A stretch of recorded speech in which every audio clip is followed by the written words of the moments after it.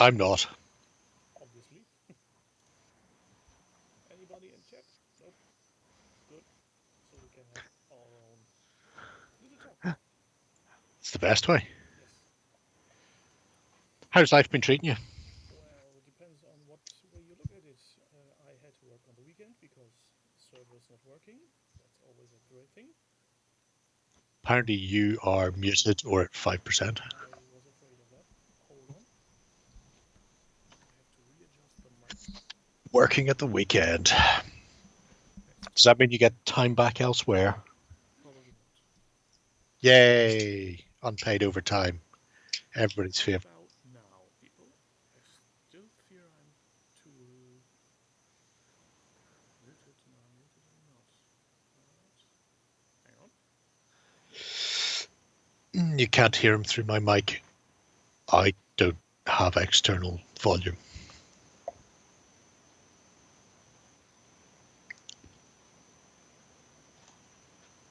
That's why you never echo. That is the correct one, but for some reason it's not initialized correctly. Hold on a sec. Magnetize. Magnetize.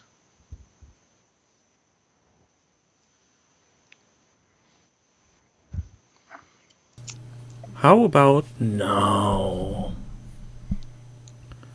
Hey Blinky, we're talking about you. Yeah, I think my one USB port is buggered up. Hooray! Every time I put the mic on there, I'm having audio problems. I have several USB things on top of my PC like that. They just don't even get used anymore. Yeah. It just confuses the machine. Probably. So, have you decided on, are we going alcohol free or? I'm going alcohol free. Yeah, then I must admit I was tempted by going into the local shop, and I've got something that's called Mac Gargles. Obviously made by Kildare Crafted in Ireland. Oh, delightful. It's called Jim Stout, and it has 4.5% volume. But that's not the only bottle I have, because there was another thing which name just spoke to me. Francis Big Banging IPA. That thing has 7.1 volume percent goal. Is that one of the Belgian? No, that's the same Mac Gargles, never established Kildare Crafted Ireland. Hold it up. I want to see. I'm curious now. Never heard of it in my life. Yeah, trouble was I asked for any different brews they had, but currently there's only roughly a third of what they are ordering actually arriving in the store. They don't know where it's lacking delivery, but could be worse. Yeah. Could be in Denmark, where apparently they just steal shit from the post. That's great. Yeah. And there's one, when I asked the clerk if they had any other, they said, yeah, we have Kilkenny's over there. I said, okay, I had that in ample now. Quite a lot of Kilkenny's. Well, it tastes good, but I don't need to be drunk tonight, even though I fear I might be if I touch the second bottle. Well, with this, I welcome all of you, especially the ones who are here for the first time and may not know what they're into. Boy, do you have something coming. Yes. That'll do me. I won't be spending my time winking at you all, by the way. It's just I've had something in my eye for about 8 hours now, and so I'm just constantly trying to rub the bastard out. Yeah, just before the show, he had the genuine genius idea to stab his eye, so... Yeah. Well, I can't stand that, to be brutally honest. It's the one thing. I mean, I can watch anybody being tortured and murdered, that's fine. Just I don't want to see anybody ever touch their eye. It's horrible. Yeah, so I went ahead and poked mine instead. I think I forgot to initialize something. Does this work? Oi, nutter! I hope it did. Yes, it does. Excelente. That's something. I'm totally unprepared today because the day was a bit rough, and My daughter was on the first birthday party since lockdown today Oh, right. with 4 of her friends. Went the lash then? Turned into a wild one? No, her friend turned 9, and they had a party with 4 girls a total, so a very small party. But they just came home, so I'm a bit on the slow side today. Then went on the lash. So, shall we start? Yes, let's. First, incoming drop zone commander resistance, one of the Spring Clean Challenge, which is drawing to a close soon-ish. Saturday. See? Saturday the 20th.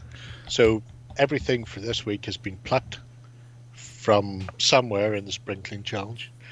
Some you may notice, some we've probably looked at, some we almost certainly have looked at, and other ones may have slipped through the gaps, but we thought we'd start the ball with a few that, they almost made it or nearly made it or started off and then just went nowhere. As I like to call it, the Jerry style of project logs. Here's your first one. You'll never see another update. Moving on. So we have here Drop Zone Commander Resistance Spring Clean Challenge by Commodore Rob. That is the fellow in question, yes. And I don't know if we've looked at this. No, definitely not. At least not you in the latest. You haven't ticked the bottles. Yes, and that model I would have recognized. I think this hybrid of whatever and a Romulan warbird. Might not be. It could be one of the ones from Space Above and Beyond. Do you remember that? I think vaguely. It's great. They're all racist tanks. Wasn't that with the horrible CGI space fighting scenes? That's the one. Oh yes, I remember. I nearly successfully purged that from my mind. Thank you for reminding me. You're quite right. Nobody wants a nipple neck. But yeah, it was a delightful little thing, and we won't spend a huge amount of time on these first few because, like I say, they shot their load early and then never went anywhere. But look at what could have been. We had painted one. Yeah. With Skull Taker done and dusted, and then this was going to be moving on to picking out the details for some other resistance fleet. But that was it. He came in early, came in quickly, and then just gave it all up. So if anybody wants to go in there, smash the buttons, and possibly comment, when are we going to get an update, Rob? Feel free. Usual mail problem. Too soon, too hard, too fast. Yeah. Then exhausted, rolls over and goes to sleep for the next 3 months. Having a cigarette, never to be seen again. Yeah. And I haven't picked these specifically just to pick on people, although that is what I am doing. It's more a case of what could have been, because there are some really interesting things in the Spring Clean Challenge that I really wanted to see more of, and then they just didn't, which is a shame. Yeah, that's why I didn't start a Spring Clean Challenge, because I knew I would fail.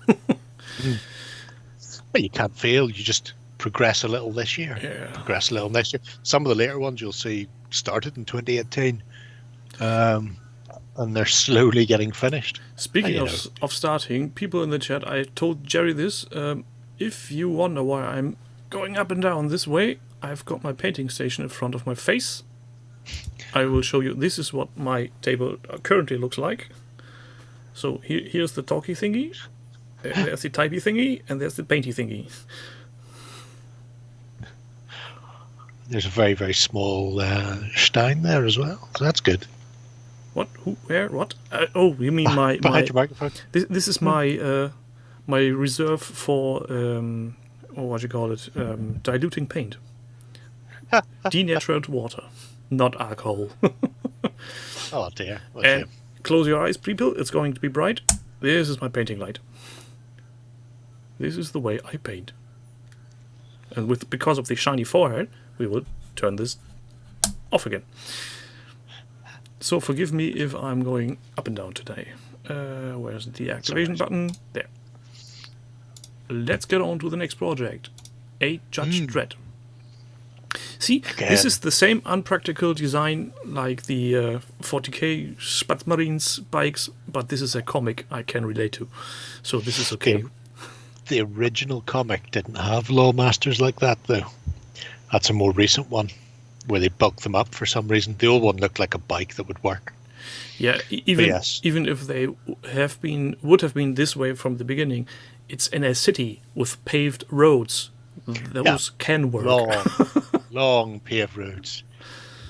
I imagine long paved roads, and then at the end of the city, it just banks slowly and comes back, so you don't actually have to ever turn. Yeah, that's key. Or it's a turntable like in the magazines for trains, where they have a big turntable on one end. Lawmasters only. Just drive on and spin them. Would make a nice garage. So we have a Judge Dredd, I Am the Law by Jurt. Yes. And he has... Josefa, you're born. Only the one in there. Look at what a tease he is. Look at it. Look at that tease. Going, I've done 2 really nice gang members. Yes, he has. And Dredd. And I found a painting recipe that is both fast and fun. But he didn't tell us. No, we got a tease that the streaking grime from AK Interactive is the secret recipe, and stay tuned to see how he uses it. And then we got nothing else. I want it. I think I will be quoting Robert with this. Oh, shut up, you cunt. Yes, cunt. By the way, Robert doesn't seem to be here, so feel free to call us cunts if you want. We will not hold it against you. No. Next. But yeah, so maybe Joshua will return to that in the future, and I'll get to see something. I've got plenty of stuff I can be painting like that. Plenty of stuff.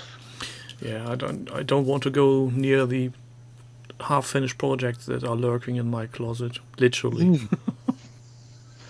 So, getting a Zone Alpha to the double top by Astral Wraith.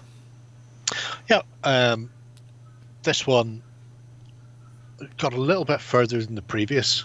There are multiple entries. I have no idea whether or not we've ever visited this. Obviously, I don't know, because I was just about to ask, what the hell is Zone Alpha?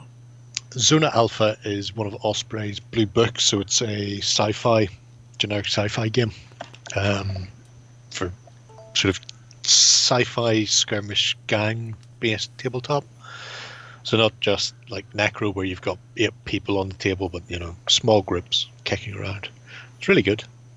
But yeah, we got a really nice little project here. It started late March, built up a bit of momentum, and then just unfortunately came to a juddering halt. But in that time, we see what we could have seen there. What we could have got. Yeah, Russians and digital camo and building up the table itself. Yeah. Breaking out the airbrush. And then knackering the airbrush, so putting the airbrush away again. I feel his pain on that one. Even terrain work is in there. Shame, shame, shame. All those buttons going to waste now. But I imagine they'll be back. And hopefully, before 2021 Spring Clean Challenge. And then the system will break because they try to accommodate for all the notifications of you have some likes and comments on your projects. But yeah, there's some nice stuff in there between the Soviet style painting and the terrain building, working on the barricades, and there's a good bit of detail in there how he did it as well, with the various paints used and washes used and that sort of thing. So it has legs. I hope that is not the last time I see that. I have a theory on why he stopped doing the project.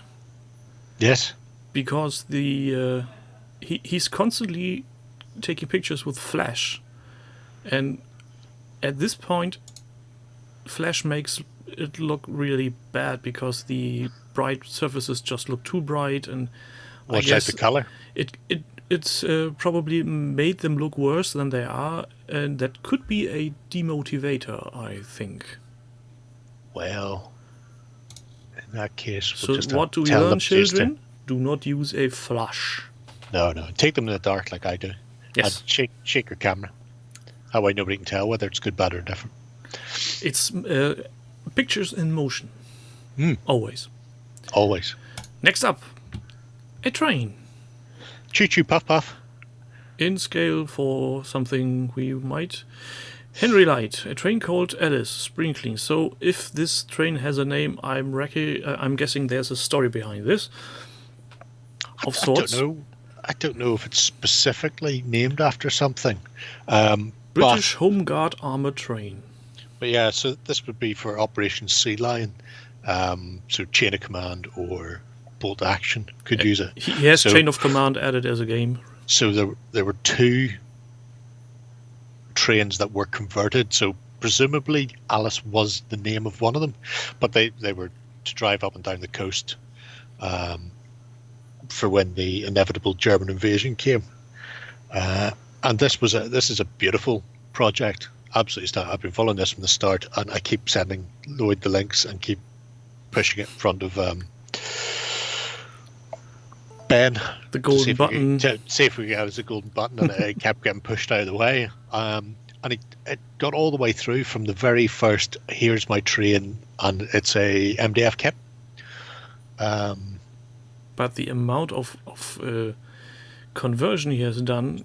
Yes, well, that's it, because it's just a flat MDF train car. It's not an armored kit, and then after that, I'm going to start making armored panels. I'm going to make rivets by pushing through from the other side. Just look at the interior he scratch built for that thing. Yeah, for the actual engine itself. For the furnace, all the wheels, and turn-ups. Yeah. Oh yeah, it's got all the way to the end. Even things like the what I assume is the coal scuttle just behind the engine, but it had all that bit there just above you with the Mod Podge, where it just put lots of different shapes, then put the tissue over the top, then used Mod Podge to make it look like tarp. And you're going, that's fucking genius. I love that. So we got to the point where it was just put paint on it, and there hasn't been an update since. That was, I mean, it was trucking along rightly. That's teasing borderline of insult and injury. So much tease. And just looking at the way he did the rivets on with this push through thing is ingenious. I think I haven't seen that done before everywhere, and everybody else is either gluing on self-made rivets or is somehow torturing themselves in any other way. And this is just. This is what I have for rivets. It's a micro punch set. It's a set. It's a steel plate with a perspex top with different size holes, which you're probably not going to be able to see, and then a set of metal I can see pins. Yeah, that if I want to make it, you take the perspex up, you put plastic card or cardboard between it, you set it down, you take the relevant pin size, and then I've got a tiny. And then you hammer away. Yeah. I have a tiny little hammer here, so if I want to make rivets of a certain scale, I have to sit there and go tap, tap, tap, tap, tap, tap, tap, like a fucking elf cobbler. Do you know these little tools that, what's it called? The people who make clothes. The word eludes Tailors. me. Yes, they have... seamstress, whore. Calling me a whore? No, but these... people have little tools that make holes into belts and other leather objects, and they are also available in rather, let's say, 40k size holes. So you'd get away with a gargant using that as rivets, but anything smaller than a millimeter you won't get out of it. I have one of those as well, but it tends to round when you're punching it round it, which I don't like, whereas that gives me flat. That company also used to do a hexagonal set of punches. Oh. Which unfortunately I never bought, because at no point did I think they would stop selling the hexagonal. So they still sell the round, but not the hex punch. So I could have made actual, bolt type rivets. But yeah, well, at some point he'll be back. He is still updating other projects, so maybe it's just been put to one side. Maybe. Or he's finished and is waiting for the big reveal. That's true. It is. I mean, I am using this mostly for people to go. Paint it, you've got 4 days. So maybe I'll see something. And again, the conversion work he's done on this MDF is astounding. To be honest, when I looked at this, the first pictures where the nearly completed set was seen, I wouldn't have guessed it would be MDF. It was, MDF and foam card and plastic. I would be hard pressed to point out the MDF at that very moment. On other certainly sets, just you looking see at the these black prime immediately. Yeah, you're looking at that and you're going, okay, that's a kit. You don't look at it and go, he scratch built that from some bit of laser cut wood. No, and the amount of work he's done for the actual troop carrier. Looking at the picture, it is just rectangle. So even if it were MDF, it's perfect mold for that. Yeah. It's good. It's nice. Be better when it's painted. Henry Light, if that is your name, and I don't think it is. Yes, Dutch seamstress on Discworld, that's an H word. Or a very confused new female in town looking for a decent job and being surprised what it actually is. It's the one. Yeah. 150 seamstresses. only two can make something. So, shall we shuffle on? We shall. So, this is a elephant of sorts with some lead. Lovely lead. Sassanit Spring Clean Challenge by Zoipinhead. Zoipinhead. Now, he's put this on hold. He hasn't said why he's putting on hold, which is terrible. Because you can't really start off going, look at all these beautiful images from beautiful magazines that I own, and here's some tiny fighting men that I've got, and now I'm not going to do any more with it. He's going, you massive bell end. Why would you do that to me? Because he loves you. Yeah, apparently. But again, so much potential. And so much nice miniatures. Yeah, and it's not just the miniatures, it's the book. I could see this one, it looked like it was going to step off, because normally Zoid Pinhead's actually quite good with his staying on target with his projects. But clearly something else cropped up. I do like, in amongst all the Osprey, there's the big book of horses. So, Horses and Ponies of the World, the Hamlin Guide. I imagine it's just a book of pictures of horses and ponies. Just that on the left side. Yeah, just the left. How incongruous is that? I can't get that on turn. Oh, it's stuck on there. That's all right. The people have got the link. They can go and see it. Probably just for reference for the paint jobs he's going to do. Yeah. Oh, yeah. Very much so. But, everything else was sitting there already. All the materials sourced and set up and ready to go, so he knew exactly what he needed to do. And then somebody came in and said, "Can you help me move my place?" And then he sprained a wrist or something. Yeah, breaking out the cataphracts as well, that'd be the way to go. Helping people move is a very dangerous job. I imagine so. Who was saying earlier? Somebody in the House of Water was going, I've fallen down the stairs and almost died. I fell up the stairs and broke my wrist, but I'm not putting a stair lift in yet because I've not fallen on my side yet. I know. And I almost wet myself when I seen that.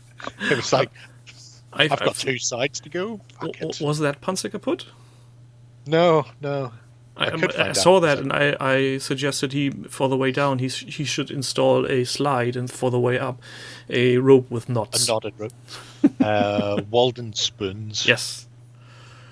So, off to the next. Ave Dominus Nox, a Night Lord's project. This one we had, at least I was there at some point. Yeah. And it's literally that. And he hasn't done any more. You can't get more peaked than this on like the first day of spring. So the first day of the Spring Clean Challenge, it was, I'm going to do this and refresh my old miniatures. I was like, excellent. Then we don't see it's tumbleweeds for the next 3 months. Maybe he has used some Febreze and called it a day. Could be that. Just a terrible shame. But again, don't let these dishearten you. Yeah, just look at them. These finished ones look quite nice. Bonus points. Yeah. Bonus points for the mug in the back. Yes, mug in the back is great.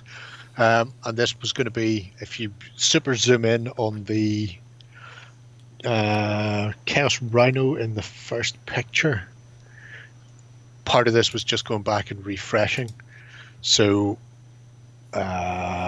see the left hand. Yeah, well, actually, there's the right hand Rhino, which is a classic Rhino. Mm-hmm. It has the round exhaust. Yep. And part of this was to go back and start doing touch-ups, more detail work, and also do things like drilling out the barrels, which makes sense, because if you don't have barrels drilled out, then you don't get to shoot. Well, those are the rules. Well, he has done drill the barrels. Yes, that's what I'm saying. So this was the first little. Here's a bit of progress. I'm just about to start. I'm going to bring the rest up to speed, and hopefully they have been. Maybe they haven't been posting because they're just too in the zone, painting and drilling. Well, if he's gone mental over the drilling, I could totally understand that. That would be a total viable excuse to not touch these anymore. So those were a few of almost or could have beens or might have beens or hopefully wills. If they turn to overdrive, they may still make it till Saturday. Never know. So next up, Saturday/Sunday, because it'll be when we run out of June 20th worldwide will be the cutoff. Yeah. Mythic Battles Mayhem by Yosh Togo. And he's doing centaurs. He is. With fashionable, torches? The best way to deal with people, I find, is to ride behind them and set fire to their lands. So, yeah, it's always good. They're quite nice centaurs as well. Hello. Yes, he did a really nice... And he duplicated them very nicely with a paint job. At first I thought that he had double picture of the same, but seems to be not the case. Nope. Or he's very good at stitching photos. Yeah, well... Oh, lovely Hydra. Fucking miraculous if he could stitch a photo like that. I know, I've tried with my bunnies. Gorgeous little beast. Isn't it cute? Well, shame we'll never be able to buy something like that. Because it's out of print? Yeah, Mythic Battles is one of those things where you have to back a Kickstarter or you don't get it, because I don't think they release it into the wild. Just like the Hydra should never be released into the wild. That's a shame. I really don't like Kickstarters for anything else than T-shirts or other one-offs that should go into retail to broaden the audience. But that's a total other topic for another time. That's a story for another time. Like where Luke's lightsaber came from. From behind. No, wait. I think Ben gave it to him. But yes. And this He is a really steady hand painter. He's replicating his paints in a very consistent style.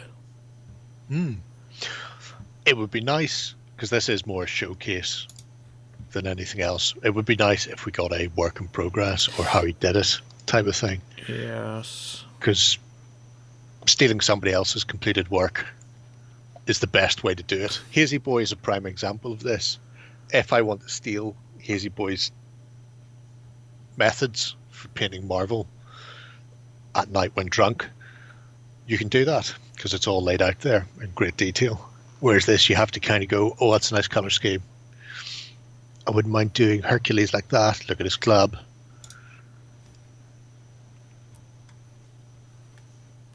He has done... Astoundingly, the bases are almost not done on any. That's because it's a board game. That may be a conscious choice. But Zeus has one. For whatever reason. He's a god. He's not just a god. King of the gods. Oh, gods, schmogs. Theta has it as well. So, maybe only gods get to be... He ran out of sand because the cat used it. Oh, that's amazing. Can you not just flick out some of the drier, crumblier bits? Oh, believe me, if something has even remotely come in contact with cat urine, throw it out of the window. There's no way saving it. No. No, really not. My mother had to take our cat to the vet one day, and he literally dropped a drop of urine into the carton he was carried in. Every time when summer came around and the temperatures rose above 25°C, the car smelled like piss. Oh, just sell it in winter then. She did. Oh. Yes, this. But seriously, cat pee is something it's very hard to get rid of. And if it's just sand, toss it out of the window. It's not worth the hassle. And that's why I'm always smirking when somebody suggests use your cat's toilet stuff for basing. You know, you don't do that if you ever have smelled what's in there. On the plus side, nobody is ever going to steal your army at a tournament. On the minus side, you're probably never allowed at a tournament with those. Yeah. Omelette and eggs. Well, only in winter, but in summer you only can do gaming outside. And I think it's not very good for the miniatures either, because it's a very aggressive substance. Could lead to some deformation, maybe, perhaps. It's uric acid for you. Yeah. Got scared. How did we end up here? Okay, we wanted to jump to the next. We were jumping to the next, that's right. But anyway. Teddy made Josh, me do it. Did Chaos Dwarf armies as a spring cleaning project, and these don't look very healthy. At least not the one with the red head. Oh, he's fine. Don't worry about it. He's got a bit of sunburn. He's probably an Irish Chaos Dwarf. In the top picture, it looked like he had a hole in his head, but it was just the shadow of the horn. Yes. Horny little devils. Horny devil. They will chop your knees off. That's the best way. Brings him down to the right height. Oh, here you have him in his full glory. That's a mean-looking bugger. I'm sure he is. It's a really nice contrast because it's rare you see, I know it's a sort of a bone colour, but it's rare you see white armour, even if it's been chipped and weathered back. But you don't see white armour on fantasy miniatures. Sometimes with elves, but that's more or less it. And especially on Chaos, whatever subspecies, it's the usual red, brown, black. Yeah. You'll sometimes see blues and shiny black enamels and stuff like that. But the white, I think, is really striking because it doesn't matter what skin tone you stick on there. It stands out. Yeah, and he really invested a lot of work. Yeah. More time than sense. If you may have gone past it, on the hero that we were looking at with the horny head. Yes. That came out before they exploded the old world. So it's a classic. Yeah. So these predate Age of Sigmar, but to bring it up, that's okay. He's got actually work in progress. To bring it up to date, he's actually added a Sigmarine helmet around the waist like a trophy. So even though the miniature is pre-Sigmarines, it's brought it right back into the terrible round baseness of it all. He tied it well. But did he use round bases? I refuse to look down. Yes. Oh dear, it's terrible. People are the worst. They really are. But yeah, lovely work throughout this. Look at him getting all arty with his black and white filter. I hate to say it, but looking at these, I was tempted for a minute to say, and where are the legs? These are just torsos and arms. To be brutally honest, looking at any dwarf by Games Workshop, you'd be tempted to ask where are the legs. They've all got feet, but most of them are glued straight to their arseholes. They don't have legs. Well, it saves them buying socks. That is true. And they will never experience knee pain. Yes. Don't have to kneel down. They're already ground level. Well, very, very nicely done. And the transfers he's used have really gotten into it. I can't make them out as transfers, as popping, only because the edges are really crisp. So if that was to be freehand, I would be very, let's say, skeptical. Annoyed? No, I would be skeptical if someone said Raging? this is freehanded. I would show me how you do it. Fuck you, you fucking fuck, and then hit him in the face. And if he doesn't deliver, just go sod off. Yep. But this one, I don't know how it's escaped me for as long as it has. It's clearly, and this is one of the reasons why I went jumping through all 4 pages of the spring clean stuff, because some of these are absolutely top notch, but for whatever reason they've got updates at times when I haven't been looking, and then they've just been pushed into the background somewhere. So. That's quite a possibility.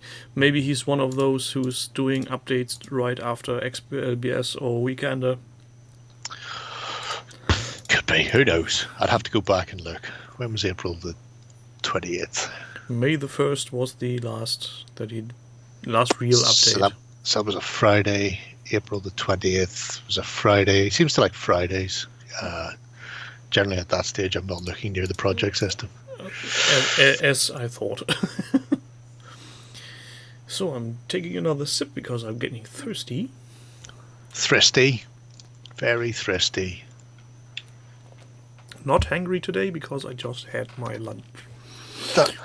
The idea that somebody could pull up one of those chainmail or scale mail skirts on a Chaos Dwarf and show that they've got legs up to here, Dace, is horrible.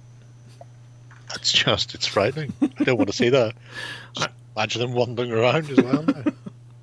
Getting some fresh air on the genitals. Great idea. Well, it's the way to do it. Speaking of genitals, Harry Potter.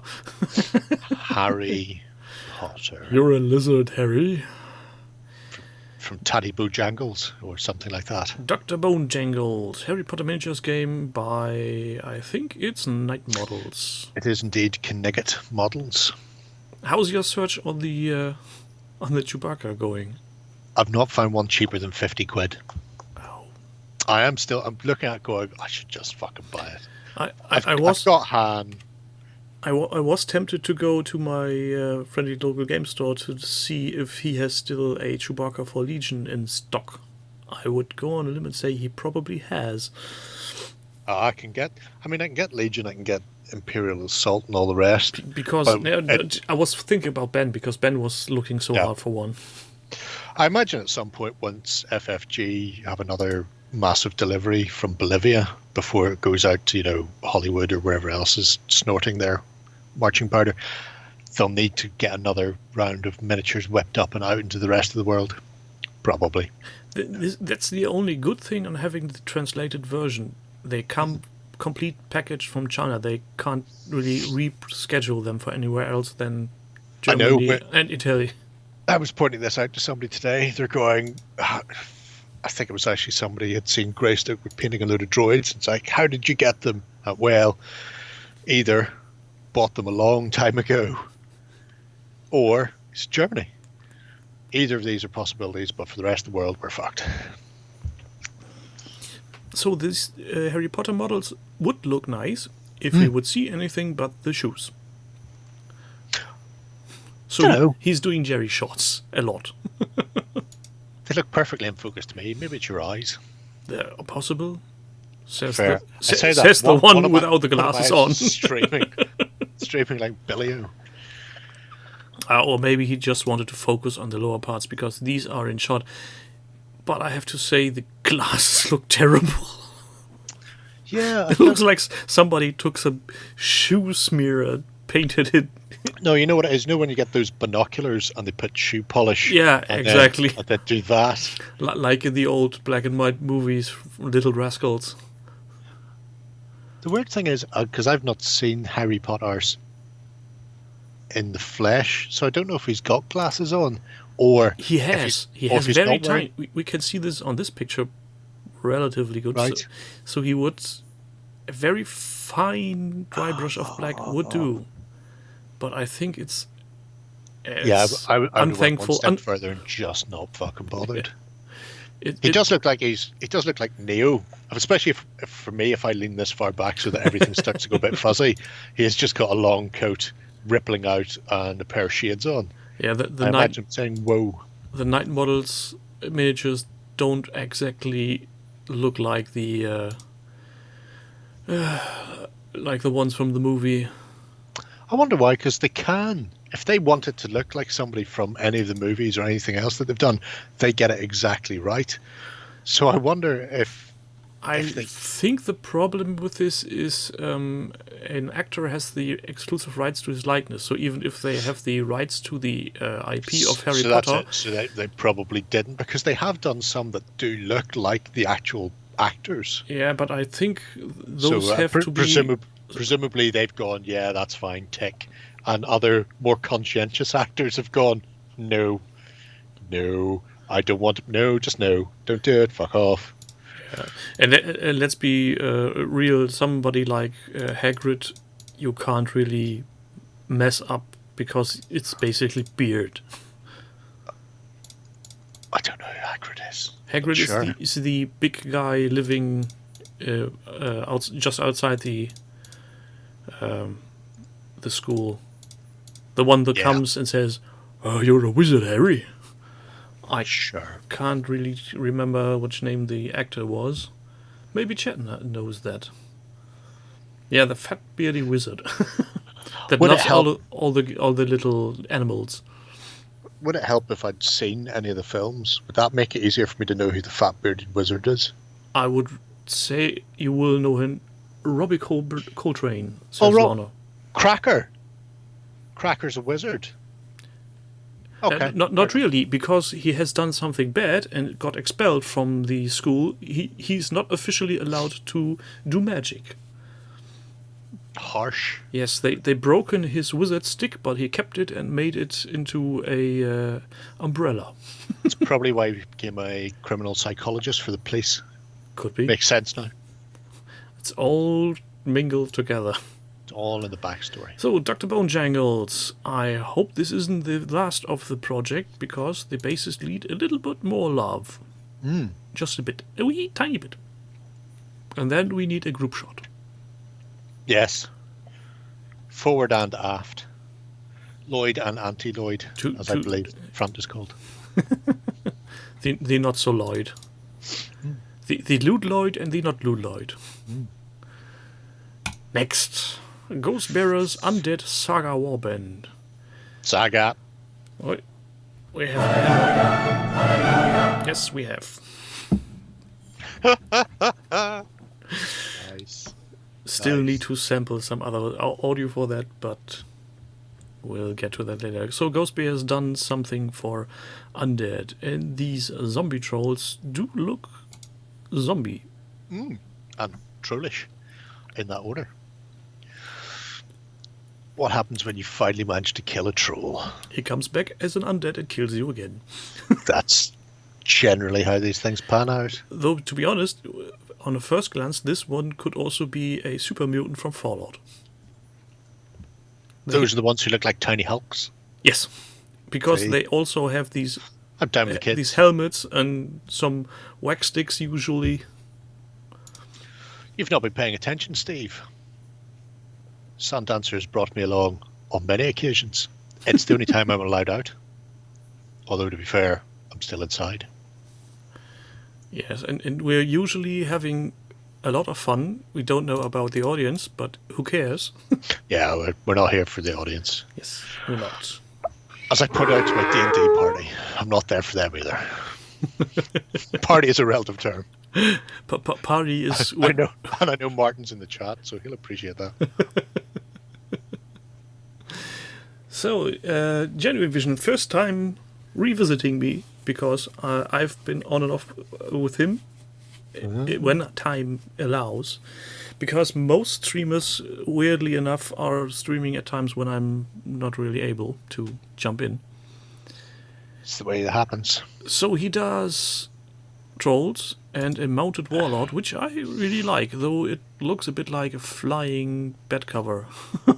Yes, it is. It's one of GW's we've learned how to do floating cloth or smoke, and we were now going to do it on every miniature, whether it needs it or not. Thankfully, for some of the undead, it actually works. Yeah, it's hard to say that they don't really look nice as floating carpets, but I think this is one of the occasions where I would be very scared to carry it around, with that single point of failure being that one leg. Oh, it's one of the more secure ones I've seen, to be brutally honest. Oh, Some of them are very precarious. Some of them don't really, Don't survive look contact at them with the too enemy. hard because they will snap. But it's beautiful because it's such a mix. I mean, the trolls are from Mantic, the bedsheet is from GW, the Skellybobs are Wargames Factory / Warlord Games own them these days.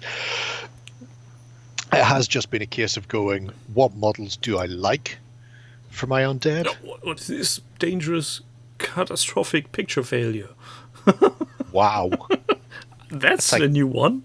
That's like dingbats, that is. But now we know he's using an Apple iPhone for his pictures. If you say so. It's literally saying here in the code. I'm not like the members of the Nebuchadnezzar. I can't read code as it's flashed up in front of me on the screen. The zombies are interesting because they look familiar, but I can't place them. And he hasn't written anything by. No, he hasn't said who's the zombies are by. Mindless. Isn't that a company maybe? Mindless? No, it's a unit for the undead in Saga. They do look very familiar, especially the creepy hands. They're very cobblestone / grenadier. And the on the very left-hand side, the lady with the very exposed cleavage. Yeah. I don't think most people are going to be giving her a second look these days, to be fair. Probably not. But if you post that picture on Facebook, you'll get in trouble. Oh, look at that. A little Tyrannosaurus Rex. That's from Guild Force 9's D&D, which makes, again, just going, and this is one of the things I love about Saga and the Age of Magic rules, is just going, I want to do this army, and here's how I'm going to make it work, because you quite clearly don't need half of these models in certain games, or you wouldn't be able to field them. No, but being able to just go in and go, this model will fit this, whatever section it happens to be in, and just going with it. And like you said on the weekend, it's better to have a selection to be able to choose than to restrict yourself. Oh, yeah. And just looking at this is a nice view. It's not a massive army, but it's I would say, a consistent theme and looks spooky enough. It's nice. Now, Saga is miniature agnostic, is it? Yes. Yeah. So that it's a perfect fit for and Age of cobbling Magic together what you want. Yeah, they take it one step further where they just describe things in generalities. So the undead have, you can have a beast or a creature or a titan, and then it's up to you as to what you want. So that if that's a titan, for example, yes, it could be a zombie giant, it could be a undead skeleton mammoth from Grenadier, it could be a purple worm, it could be a zombie dragon, or whatever you happen to lay your hands on. A dinosaur from Schleich. Exactly. You can just go nuts. It's a really, really nice selection that he's put together there. Very nicely done, Ghostbeard. Moving on. And we are having we are not here to take it, we are to give it. What is who giving where? LSR 2519? No. Oh, it's already that time. He's like most Australians, they're here to give it roughly from behind. Is that what he means? Maybe. Maybe. Sure. Any Australians in the chat wanting to allude on that? Grand. They're going to immediately turn around and blame the New Zealanders. Oh, that's the way it works. Okay, yeah, I see now. So he's doing something for bold action. And on this note, because he has asked that battle priest there. He's looking for a 28mm priest figure. If anybody has any suggestions, feel free to PM him on the website. I went looking. I couldn't find anybody who wasn't rocking, like combat shotgun or, like a pulp version. He is just looking for a priest or a chaplain in robes to lead his force, a la this gentleman here. So basically a civilian. Yeah, civilian. How difficult is it to find one? You'll be surprised. It's incredibly difficult. Isn't the chaplain from MASH available in such a manner? Or is he only in uniform? He's in uniform with the stole on over the top of it. Father Mulcahy, yes, if memory serves.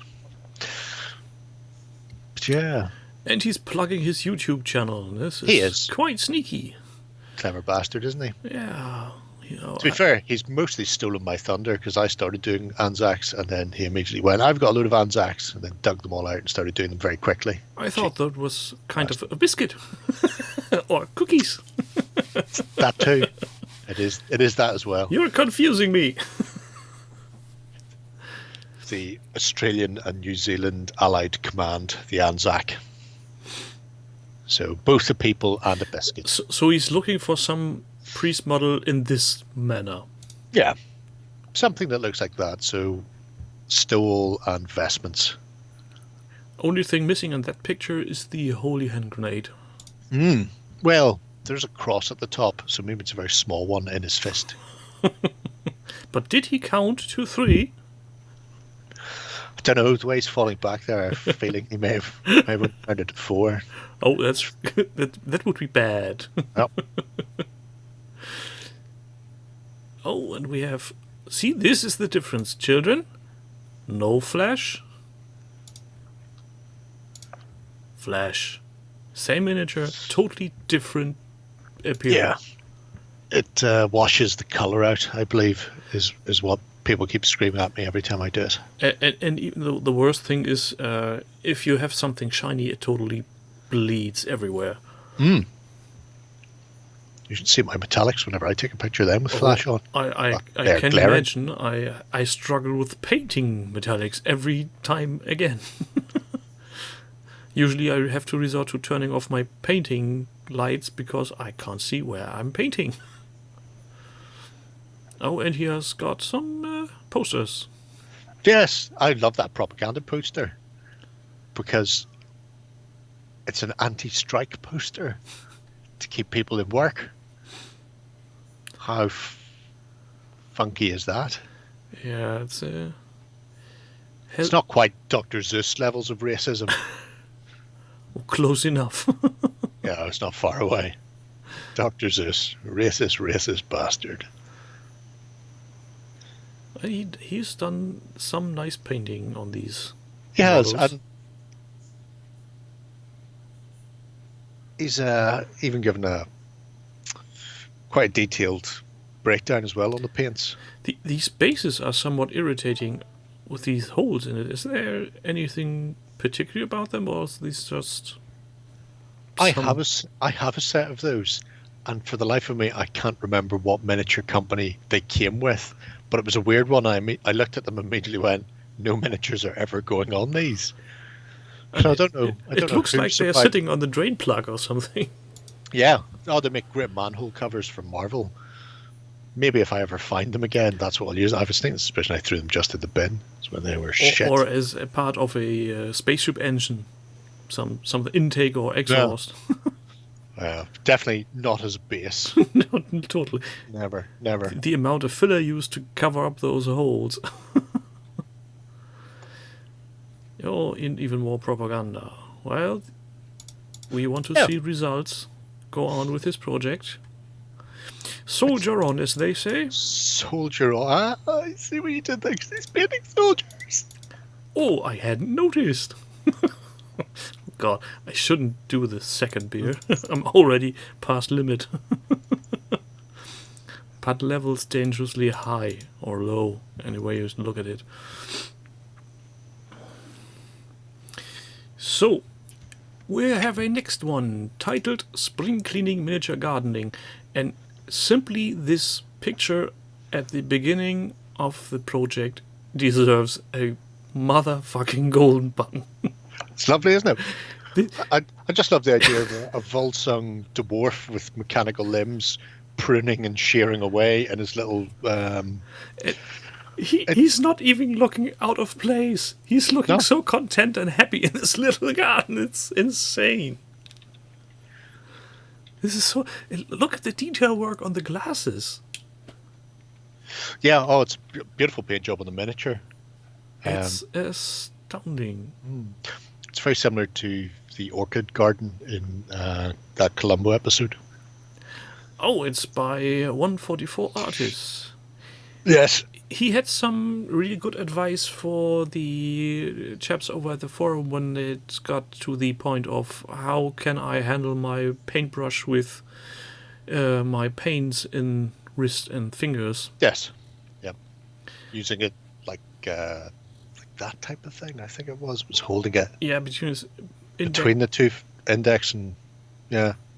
was a weird thought at first, but if it works, it works. Yeah. Wouldn't work for me. I can't. Because I did look at it and then I tried. But I guess it's the same with like people who have no hands and are painting great pictures with their feet. It's simply a matter of practice. Yeah, it's one of those things. It's like I say, it's not for me. And I know it's not for me because a long time ago I tried to do kanji. Oh, yeah.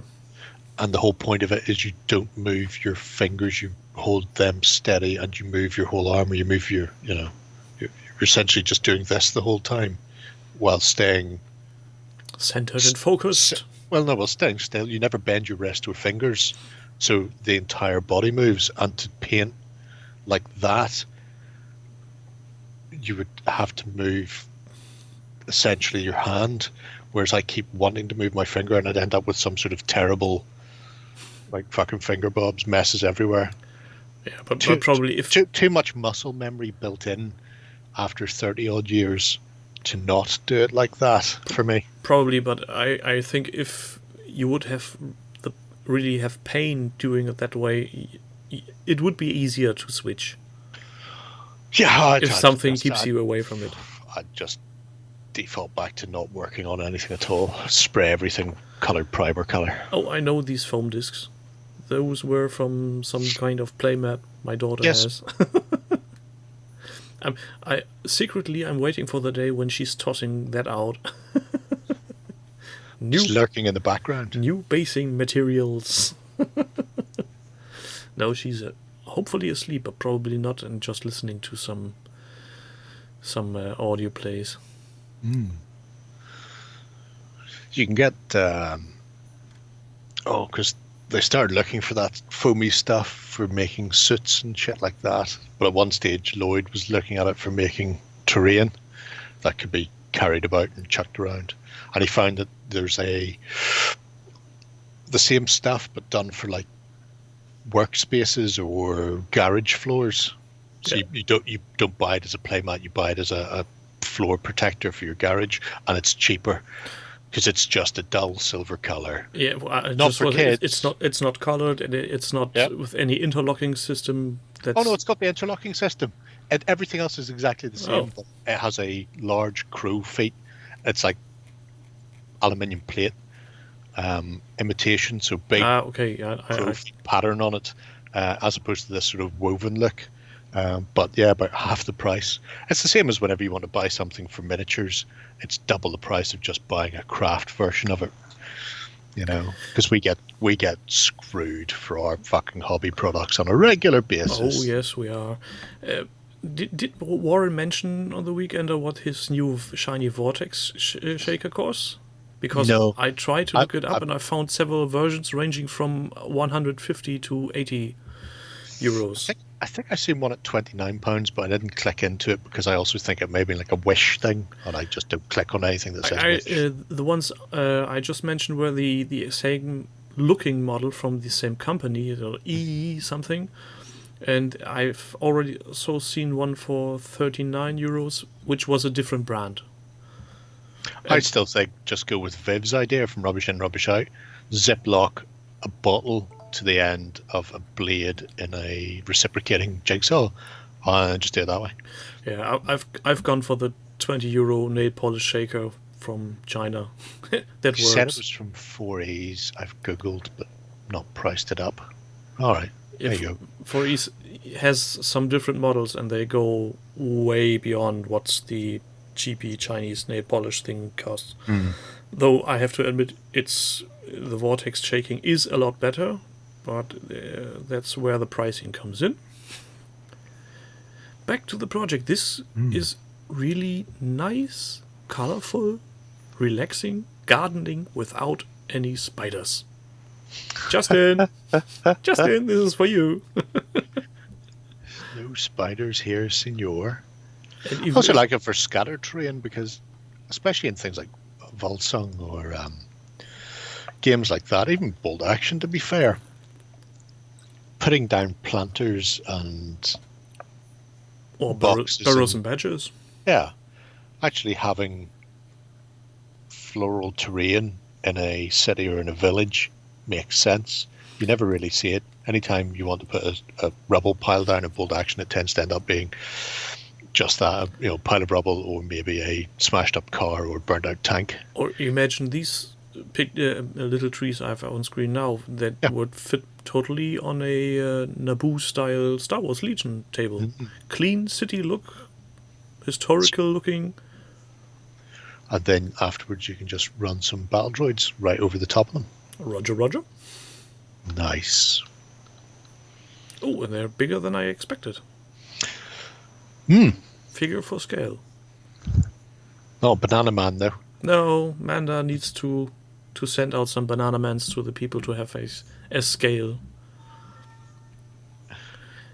The urban gardening.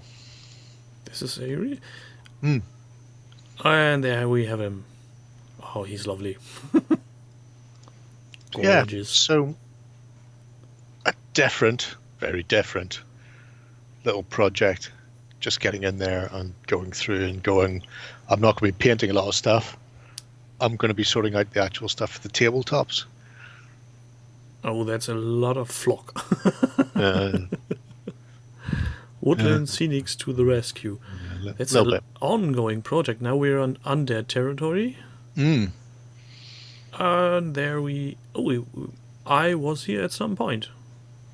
Many, many moons ago. Probably March. Yeah, that's some time ago.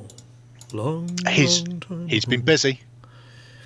Busy little bugger. Well done, well deserved, multiple points.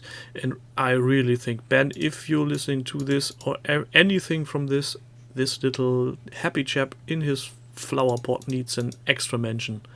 Honorable mention if he does not get a golden button for all this beautiful terrain that you could totally use with burrows and badgers. Not making any suggestions of any kind. Doesn't have to be birds and badgers, you know. Yeah, it could be Star Wars Legion. Could be Star Wars Legion. Those are the only two choices. The only two games this is usable for. It's out of scale for BattleTech, and it doesn't look fitting for Fallout, so that's the end for... Maybe as a sideline for Blood Bowl. That's true. In an elf arena. Next. I think 74th you've- Tramp Steamer Sprinkling. That one we have seen Yes, before. we have seen it. Definitely. So, makeover January... Oh god, this is he going back in time? No. Or is he just recapping? No, this was this is probably from one of the, like I say, I just went through all 4 pages and just grabbed stuff from every page, so we got a broad mix of old and recent and just sort of reminders more than anything else, just to stop all those people who deliberately spam all their updates on Tuesday. It's possible that I've seen that without you, maybe, probably. I don't know. You've not given it any buttoning love though. No, but I didn't Terrible for the thing. first 4 or 5 episodes because I was just winging it. I never thought I would go on with this so long. Like a wing and a prayer. Anyway, so yeah, Yeah, and here we have some details done I haven't seen. the Look pulp at this. stamp. tramp steamer. It's pulpy. It's lovely. It's gorgeous. I think I want a golden button. I quite like it for two reasons. One, the detail that's been put into it, and secondly, the fact that he's just playing. He managed to do a Lloyd shot with his ship. It's Yeah. technically, Yeah. Oh, well, you have to. but technically he's wrong. Well, no, yeah, because it's not from the Stern stern. It's from the from the port. side. Well, I wouldn't know if port or what the other is called. starboard. If you say so. Oh no, it must be starboard side. There's a better picture where you can see the side of it. Anyway, but yeah, it's because that Belgian kid is running about it with his friends. It just amuses me so much. But he didn't bring his captain, I think. I just saw him and the dog. Oh no, I thought I seen Beardy Boy lurking around there somewhere. No, I think that was the other captain. No, oh well then. The regular captain. You can't have everything. No, but this is that turned out really, really nice. I love the little posters in the machining room. Very on theme with the semi-naked ladies. And the much needed warning picture because of working machine parts. Makes sense. Nobody wants to be exploded. Or pulled into any moving grindy bits. It's just such a nice self-contained little thing. And the extra detailing done to it is, ridiculous. Yeah. Very cleverly did a thing that didn't require rigging, which gets my, wholehearted attention. Well, rigging is only needed for sailing ships. Let's be honest. Well, no, it's not even needed for those, as I've discovered. I mean, in practical, real-life terms, it's all only right, needed real-life for ones, yeah. every other ship has some sort of massive falling prevention method. No, that's still not the captain. Yes, Henry liked this is a really nicely done Christmas gift. So it only took him 18 months to complete. Get in. That's what I say. Get in. That's much faster than any project I have done in the last time. Next up, clearing a backlog spring cleaning thread by Steel Raining. We have a wolf of sorts. I don't know how that is related to Warhammer 40,000, but be that as it may. Who cares about Warhammer 40,000? It's fucking Onyx the Prowler from Confrontation. Well, he is relating the completed project to this. Yeah. For whatever reason. Yeah. Probably just to be noticed. Notice me, senpai! Notice me! No, I don't think so.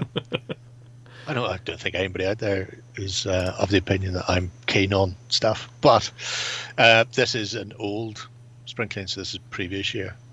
But there were some really nice bits and pieces in it that are just sort of lurking in the background of the spring cleaning challenge. So I thought, you know what, we'll have a wee nosy through it, because this definitely wouldn't have come across your wheelhouse before. I've seen that bugger somewhere before. I've generally seen him standing at the end of the corridor launching missiles at my head. I've seen him. Peekaboo. I like how I give it a face. And he has a proper base. A square one at that.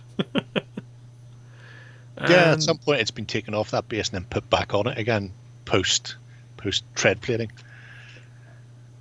It looks like some of Slater's finest plasticard tread plate.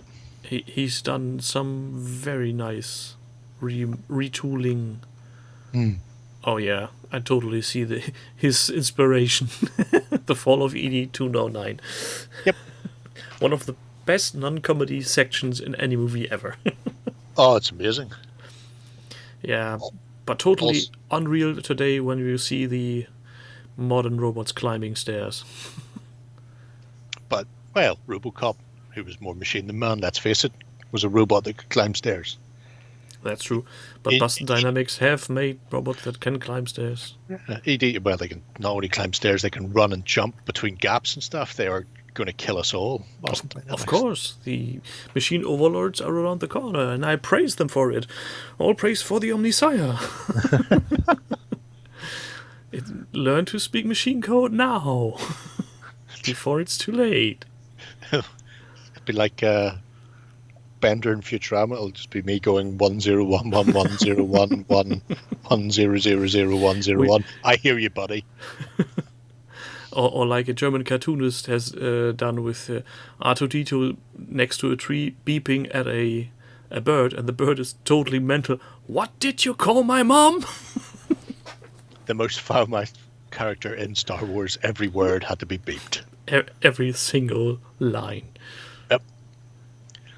Old school Necrons, were they around when Space Hulk was new? They were the villain in Space Hulk.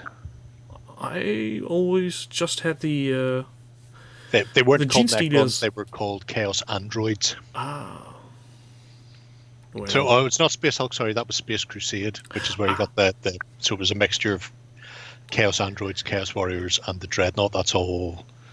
so it's silly me messing things up Well. again. Yeah, and this is really, really well developed project. So it's an oldie, but a goodie, and there's some nice tips in there, like doing the green stuff bases.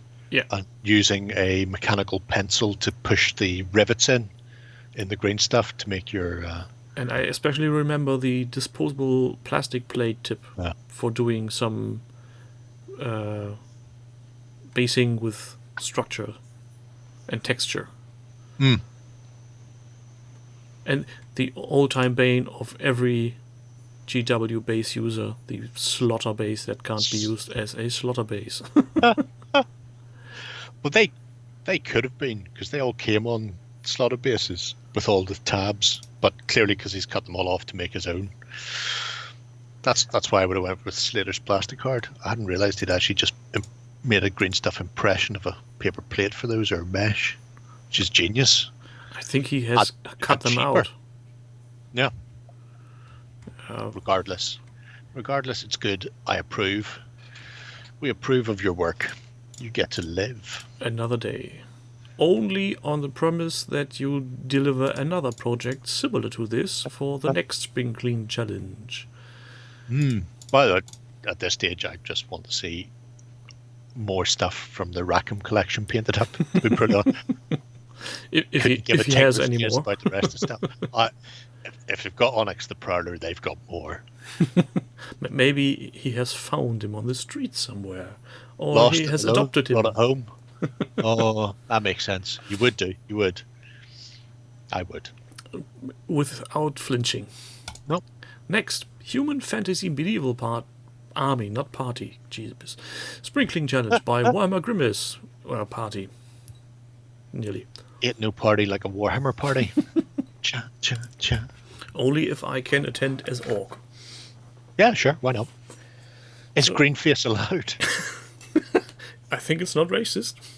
It's cultural appropriation, though. Well, if On orcs. if I were to paint my face blue, I would either be Braveheart or a Smurf.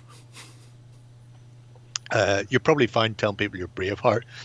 I hear the Smurfs get really fucking hoity-toity about it, though. So, warning everybody, I'm now trying this Francis Big Banging IPA with a bit more oomph to it. So, here goes nothing. The Jim Stout wasn't too bad. Let's see That's how good. this is. I'll attempt to try and track down McGargles at some point. While you're doing that, I shall read to the kids. So about the project from Warhammer Grimace. A few years ago, I started playing a medieval army with the aim of playing Lions Rampant, but relocated. In my current gaming club, nobody plays medieval historical, so I've decided to turn the army into a fantasy one. This is mainly because there are several members playing Saga. I've decided to join in. Paid 2 units. I originally started this army 4 years ago and didn't get any further. Thank you. Then I added the artillery unit about a year ago. Since then, I've done nothing. Good man. That's exactly how projects are supposed to go. Just for your general information, the first one I had has a subtle hint of coffee with dark chocolate, smooth and rounded. Yeah. And this one was quite a thing. Tropical assault, restrained malt, gentle balance, fruity finish. If you say so. It literally tastes like a fruit salad. Wacky. To say the least. Cheers. Yep. Was nice meeting you all. Yeah, well, yeah. We'll carry on without you. At some point, I'll just start reading out rule books that I've been sent. Do infamy. Oh God, this is good. This is totally weird. It's a beer, but it's tasting like a cocktail. It's like trying to explain how I got a mango flavored beer to two of my subordinates one year. Having a few drinks, and I brought around a rake of weird beard. I can't even remember what it was called, but it tasted like mango. I'm going, it's not mango. It's just the way it's been, blended with the hops, and like it's that's the whole point of craft beers, is that they brew them up to make them taste weird like this. Going, so there's no mango in it? No, there's no mango in it. Water, malt, hop, and what's the other thing called? That little living bacteria thingy. Some form of yeast. Yeast, yes, yeast. So I have to keep that one in mind for the next party. This is going to be fun. United Two Men at Arms update. So he's doing tiny fighting medieval man on muddy bases. Muddy bases. That's the way to do it. Oh, and there's a wrong base. How did that happen? Oh, that's right. You can always break that off later. This squad of men at arms should be finished next week, though I will be at UK Games Expo, so it may delay finishing them off. Spoilers. You won't. Well, that's all right. This is last year's ones. But once again, there's some really interesting bits and pieces kicking around there. So things like he was Warhammer Duelist, which, if you can find them on Fleabay, is a ridiculous price. Just looking here at the background of these guys, I see a box of some description that is probably way out of print. For two players, aged 2 to adult, and the number is 00210, so that's a very low number. I think that's second edition Warhammer that I have up there, and beside it is first edition Warhammer. See, you can just see the white R. Mm-hmm. That looks like first. And a Dungeon and Dragons and Rune Quest. Or Rune Wars, maybe. No, I know. It's very unlikely to be Rune Wars. People don't speak of that, where other people can see them. Why? Reasons. Although it was based on an RPG, wasn't it? Eldorado Pathfinder. That's a collection of old stuff. It really is. Well, Pathfinder Reaper still do those, but Eldorado has gone the way of the dodo. So it's nice pulling together various things to make this army. It's like I'm sitting here with a medieval historic army, and again, like we said earlier with Saga, you can go, well, I can fantasy it up through the medium of tacking in whatever figures I want from wherever I can find them. And magic and imagination does the rest. Imagination. Well, this really makes me want other games to be a bit more open to other. He's got Sisters Panther Riders in there. He had some cats in a bag. He does have cats in a bag. Cats in the bag and the bags in the river. Don't be a two-time loser, Sydney. Well, what I was going to say was I really wished for more games to be more open to other companies doing more or less official minis for that, or something that could be used officially. But most non-agnostic systems are cunts for that.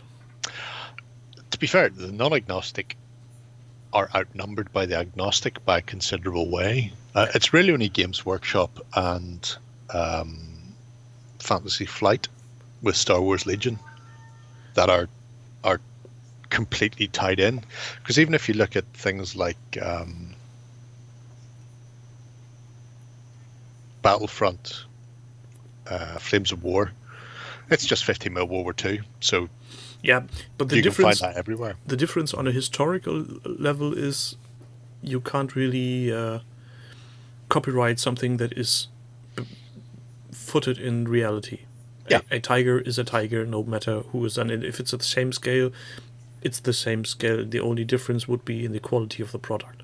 Yeah, But if you look at sci-fi and fantasy, I've got dozens of fantasy systems there because fantasy's great.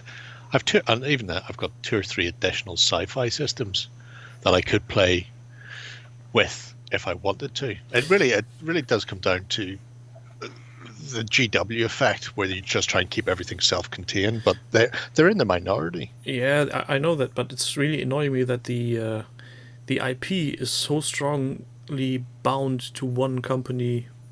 Really, with Star Wars license, I can see FFG had paid a lot of money, and the big mouse is watching over that. Yeah. Nobody else does it.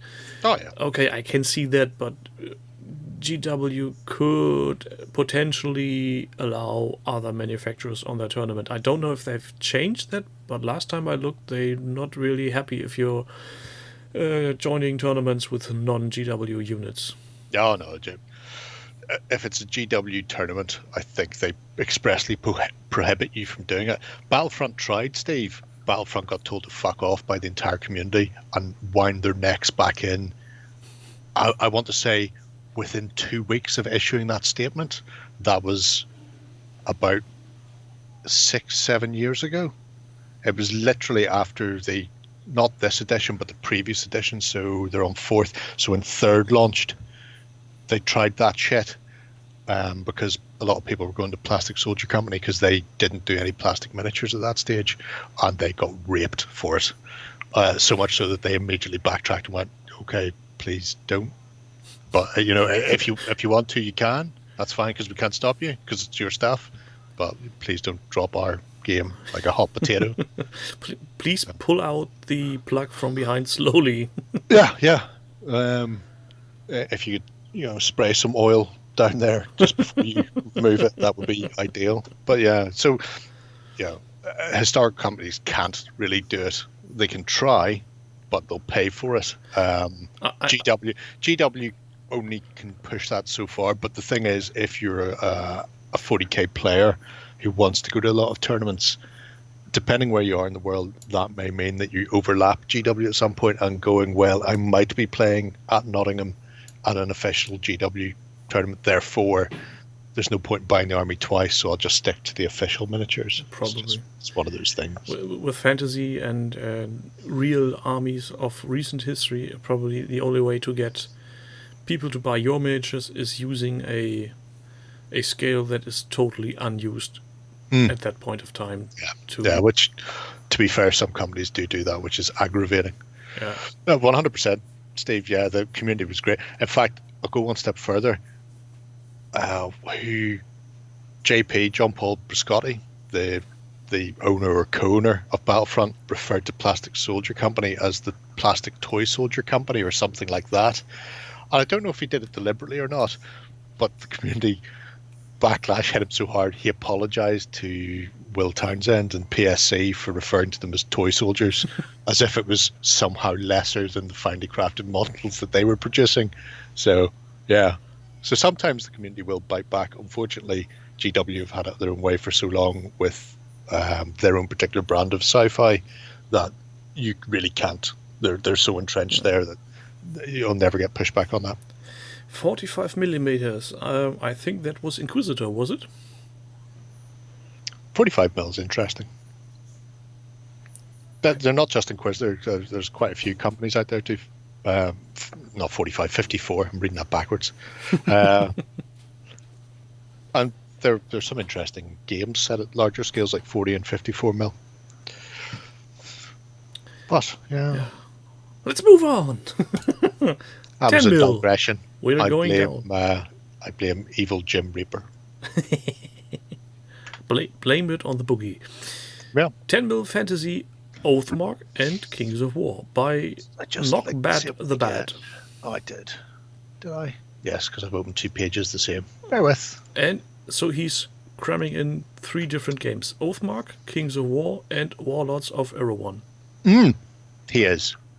Cheeky little bugger. I had to break these up a bit because I hit a point where we had 5 or 6 in a row that were all 10mm. I think they were all 10mm fantasy as well, or like 4 10mm fantasy and 1 10mm Napoleonic. I was like, let's split these out Oh, somewhat. look, see, more flying carpets.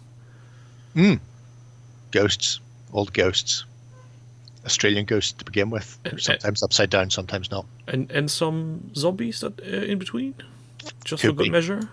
Could be that. Who knows? But yeah, sucking up to Ghost their Riders. Magister Militums, Gobos and Dwarves. There's a whole flying carpet thing going on at the moment on the Kings of War forum. Once again, to digress, because I will. Somebody was asking, he's doing an Arabian-themed army. He's already got cavalry and knights and camel riders for something else. That's like, what can I use for chariots?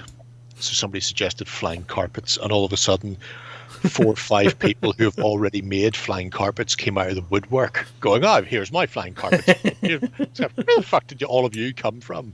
Where were you hiding? Yeah, well, where were you hiding? It's a rhythm of the night. This deserves a golden button for that joke by itself. But it's very nice to see this army coming together, and you are not just getting the miniatures and the painting, but also the list that it's being built towards for various things. So that's quite nice. Dutch, are you suggesting that I'm drunk? He's not as think as you drunk he is. I'm literally not half as drunk as I wanted to be. Also, try to be moderately drunk and do a podcast in a foreign language. I dare you. As a matter of fact, join me, and I will speak German. I will need to get hammered first. This could be a fun project for a Saturday night. Getting drunk, painting minis, speaking half German, English, whatever. Mine would be some sort of bastardized Swedish, German, English mix as I desperately fumble for words that I know. That's the worst kind. You're speaking in one language and want to express a particular word that you exactly know in another language, but you can't use it because you know the other party will not understand what you're saying. It's so frustrating sometimes. It's the way to go. I love this little booger because he actually made a 10mm skeleton with glowy eyes and a free hand on this banner. Sometimes you just sit there and think, this is a good idea. It's not a good idea. Never do that. Yeah, I think he admits to the fact it's not a good idea himself anyway. Don't make us feel bad. Yep. Is he scratching his rectum? Got an itchy hole. Yeah. You don't want to know what sort of diseases a skeleton can catch. Some sort of bone rot, calcium deficiency. Who knows? He should have drunk his milk. But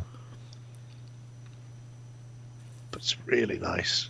Unfortunately, he has put something 3D printed in there, but we'll not hold that against him. Oh, and he has a Dalek. Does have a Dalek for scale. See, there is a Dalek. Exterminate. Prehistoric. It's the grandfather of the Dalek. People out there thought it was Davros. They're wrong. All wrong. This is... I really struggle with the... Become more interested in why he's got a treasure with imagining tag. how to paint these little tiny things.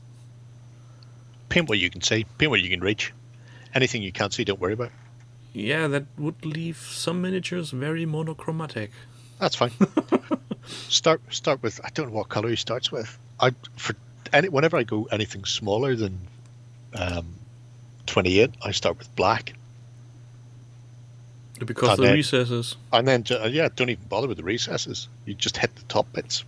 If you want to, the fastest way I found to do it years ago, which I think Steve told me, was black, dry brush the shit out of the white, and then that's it. So whatever you can see on top gets whatever color. So you go, oh well, there's skin, that gets a skin tone.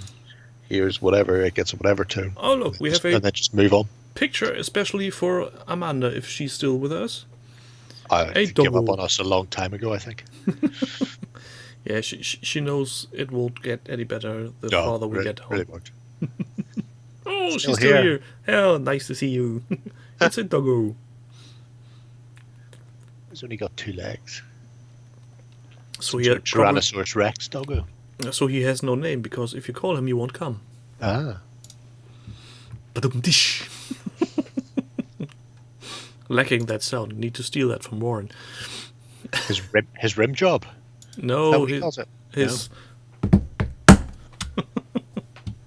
It's whatever called it's a rim called. shot. Well, glancing Good. shot. Google rim shot, but No. be very careful how you No. type it in. I would wait until you were sober. Don't Google grandfather clock. Yeah, that was it. You're right, Steve. Steve, and me in GW Belfast discussing the best way to paint Tiny Fighting Men. Never GW Tiny Fighting Men, by the way. Drink coffee, talk miniatures. It's good times. Keep your brush out of the coffee. Sorry, otherwise I have to make a minion make more coffee. I don't know Don't have any minions anymore. It's terrible. if you already have watched the Tabletop Workshop YouTube channel that Hamburg Yes. German Die. He does one-off merch shops for the Hamburg Taktiker, and he usually asks the community on what text bubbles should these read, and one is literally saying not paint water. So you can have your coffee mug saying not paint water. And smoking out the back. You can't get away with that anymore in that store. Well, they're not in that store anymore. The fucking walls were practically yellow. It's just a constant chain smoking out there. Yes, no, there's a few. Are you remembering good old times that getting weren't so mugged. good? getting mugged down nostalgic alleyways. Dangerous roads. Mm. Next up, Mythic Battles Pantheon by Lawnor, who obviously has a huge surplus on minis, judging by the picture. Yes, this is another one delving back into the mist of time, but with good reason, because there's really nice stuff in it. So we have to wipe away some webs, Yep. maybe Clean out chase the some cobwebs. spiders. I unleashed Justin down it. I just stuck a couple of dusters to his head and pushed him into the room beforehand. After he's finished screaming and running around in circles, all the cobwebs are gone. It's good. He probably inhaled half of them. Did he ever really recover from the spider eating? I think so. Or is that still giving him nightmares? No, I think he's fine for that. He still doesn't like spiders for some unknown reason, despite the fact he knows they taste fine. Maybe he should get himself a cookbook where something like the 100 most tastiest insect recipes. Yes, you can get these things. They're very good. Oh, We'll all have to eat them at the end of this year when nothing's been harvested. We're all looking under rocks in the back garden for worms and woodlice. probably. Anyway, Totally a possibility. there are very this is the complete contrast to the previous mythic battles which we've seen, which was all really nicely painted but with no explanation. Here you get a full and frank All the explanations. all the explanation, so much so that almost too much explanation, if there is such a thing, because sometimes you go, I did this brown and then I did that, and then I open my drawer and I go, oh, I've got 30 browns but not that one. I can't go on now. I've got to wait until I get that brown. Must be exactly the same. Well, It never will be. you can be anal about these things if you I'm very want. anal about these things on occasion. These days I'm getting much more relaxed and mellow about it. I just go, just let it go. When I restarted the hobby 3-4 years ago, I was so anal about matching colors of tutorials that I had a stack of conversion charts for the paints. Oh yeah, I only recently deleted Daka's. No, actually, I tell you a lie. It's still there, is it?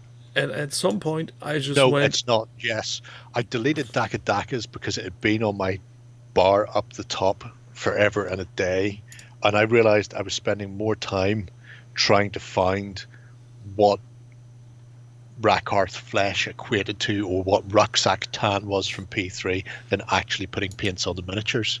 Yeah, same here. And that was the point when I said to myself, fuck it, you'll just, if he says he's using brown, whatever it's called by company X, Yeah. you just take the next best thing and mix it up. If it's a reddish brown, go for it. If it's not a reddish brown, then, sod it, add a bit of red. Color mix, color match. Oh, we have this lovely Hydra again. I really dig this sculpt. This is... It looks so real. Oh, it's a gorgeous one. Apart from the snakes coming out the back, but ignoring Might that... not be snakes. They maybe it had gone for a dip, right? Bear with me. Maybe it had gone for a dip just before this photo was taken, and those are like lamprey eels that have attached itself as it was climbing out. So after a while, he'll probably shake those off. Could be. Probably. That would explain the various color we had the other project with the same model. See, makes perfect sense. You're a wise man. I bow my head before your wisdom. Wonder how did I get lamped into this? Never again. You volunteered. Never. No, this was me internalizing or externalizing your internal monologue. You will never again ask for participants. My internal monologue is a complete and utter silence because I have to restrain myself from downing that beer because it's really good. But when it's gone, and I'm probably drunk. That is a shame. And we don't want that because I think it's technical against the terms of service on Twitch to be too drunk. Right. They have limits on drunkenness. It wouldn't surprise me. How is anybody from Ireland able to stream? Steve, how do you do it? They are not drinking on camera. They have some kind of intravenous needles. Drip. Oh, that makes sense. Keeping the level. There's some really nice. Oh, that's where that pan model's come. I've seen that pan a lot recently in other places. I never realised it was from this game. What? Who now? King of the Goat Fuckers pan going. Hey. I don't think. Oh no, it's coming up. Yeah, he's coming up. Oh, here he is. You know who should retool that god? Andy. He should do a Boris job on it. A pan without the cloth. Be a terrible, terrible thought. I watched I'll put it in the link actually. I watched these. There's a group called Red Letter Media who do film reviews, and some are modern, some are classic, and they various things. But they do this one called Best of the Worst, where they will either pick a particularly bad film and do a deep dive and discussion about it, or they'll like pick 3 random ones and just like bounce back and forth. But I seen one recently called Suburban Sasquatch, and it has to be seen to be believed how bad it is. It is truly appalling, but their commentary / dissection of it is hilarious. And at one point they do point out that Suburban Sasquatch has a massive furry penis modeled on the suit that hangs down to almost his knee for no reason. It's never really explained. It is the worst film made in the 70s you will ever see, that was made sometime in the 2000s, because they use CGI in it, and it's just so bad. Everything about it is terrible. It will be the last link I post tonight, so if you just want to see that, you'll have to hang around. Crazy Red Code. If Yogscast does something, they usually bring money to the table for Twitch. I'm a bit far off from that. So Yeah. if they do that once a year, that's one thing. Also, they're all cunts. And I know that term gets bandied about so much that it's very light, but they are the worst scum that I've ever had the misfortune of knowing. Are you speaking of Twitch or the Yogscast? Specifically the Yogscast, or Yogs in general. They're all cunts. They're all turd. I can genuinely say I've heard the name. I couldn't tell who these are. They started as a guild, alliance guild on my server, which is how I know them. So I don't know what Yogscat stands for these days, but it was the Ye Old Goon Squad was the guild name, so they got called the Yogs for short, and they were just fuckwits who went out of their way to make everybody else's time on that server as miserable as fucking possible, and they thought it was hilarious. And I know one of them's dead, and I'm fucking glad. And if the other ones will just fuck off as well, that would just make me so happy, because they were cunts. They were cunts to everybody. They were cunts more to the Alliance than they were to the Horde, and sometimes they would team up with the Horde just to make the Alliance time on the server even more miserable. They were pricks of the fucking nth degree. So that's my rant about the Yogs, shitbags that they are. So now we know why they make so much money on YouTube. Fuckwits. Because being a cunt obviously makes money. Oh, yes. Yeah, I mean, just look at some of the more famous YouTubers, what stuff they do. It's mind-boggling.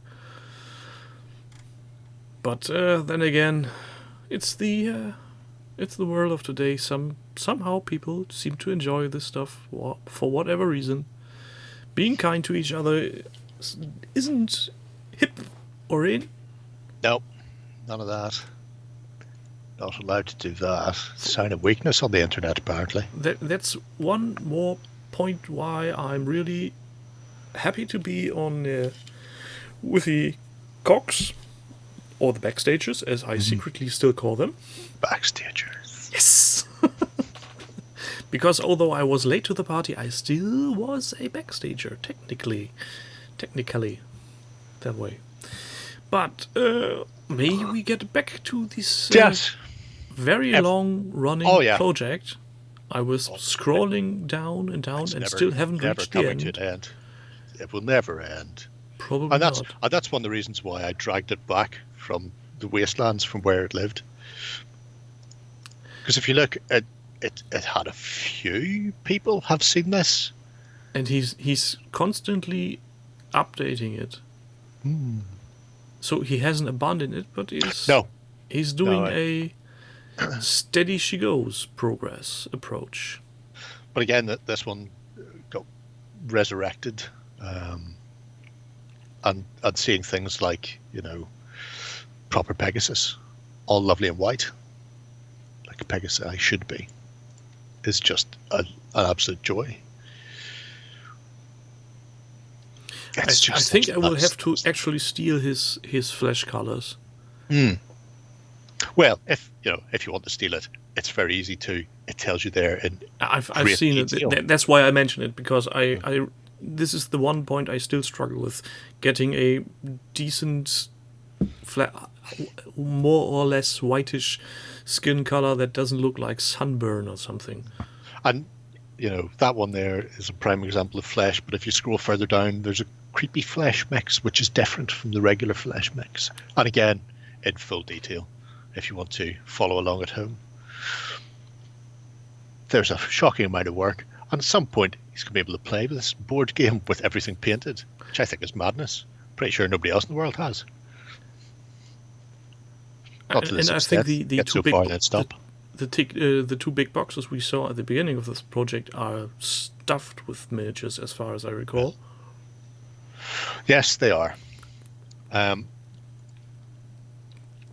When you hit the bitter end, and it says previous entries, that isn't actually previous, that's more recent. Tom hasn't had a chance to look at that paging issue yet. Well, to be fair, I haven't told Tom, because I don't want to be hit by him. Going, there's a paging issue with the project system. Do you think he's a bit on the edge currently? I don't think he's a bit on the edge. You think he's a bit over the edge? Yeah. Or down the rabbit hole already? Yeah. But what I will say is, we probably won't get into the next page because it's about as long as No. the page we've just been down. This is. But I would suggest people definitely follow that and have a look, because it's been picked up again after some time away and really pounded into it. So. And I have to say, the sculpts on these, though they are somewhat a cliche with the male and female depictions of their body parts, they are not so over the top like some other companies do. These look like a Hollywood production, to say something like that. So they don't look completely unnatural. Maybe Well, I mean, everybody I know has rippling abs, so that's pretty much spot on. Yeah, I have them when I look in the shower somewhere. Maybe. If, let's not go Just there. draw it on with Sharpie. Yeah, I usually use the with the barbecue grill, that thing that you put on top, the actual grill part. You just strap that on and hide it under your belly. Under Not your all shirt. of them are gods. Some of them are just soldiers, Dutch. Yeah, these are really Yeah, nicely done. it's a. I mean, you could spend a week looking through that project.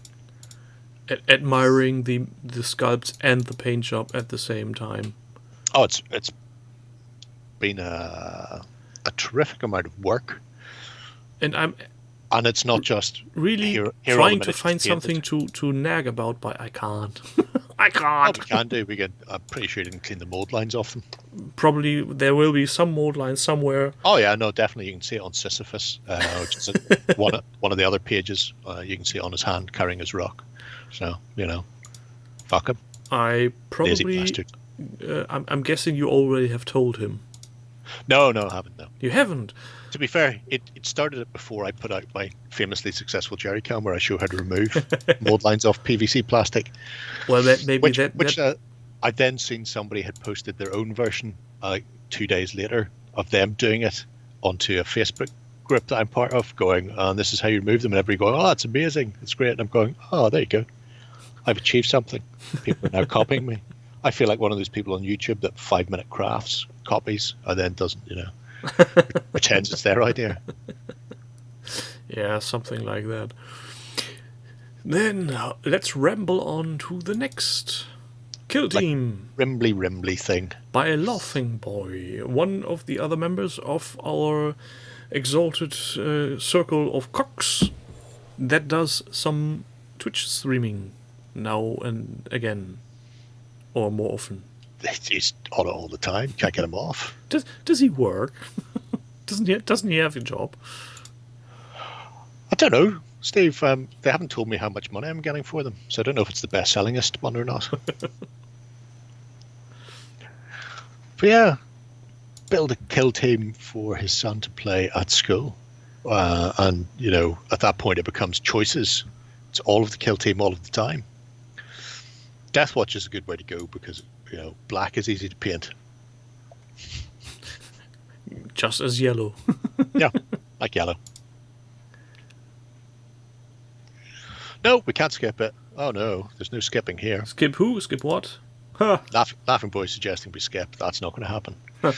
Not when Not we're at looking all. things. Now And knowing then that, comment and then go, how have you done that? did he mention that he's on before, or does he just come out of the woods because we're starting to look at his project? No, he's been lurking about for a while, talking. You've just ignored him. You're the worst. Yes, I am. I can see why Robert calls you a camp now. What? I'm German. So there's that.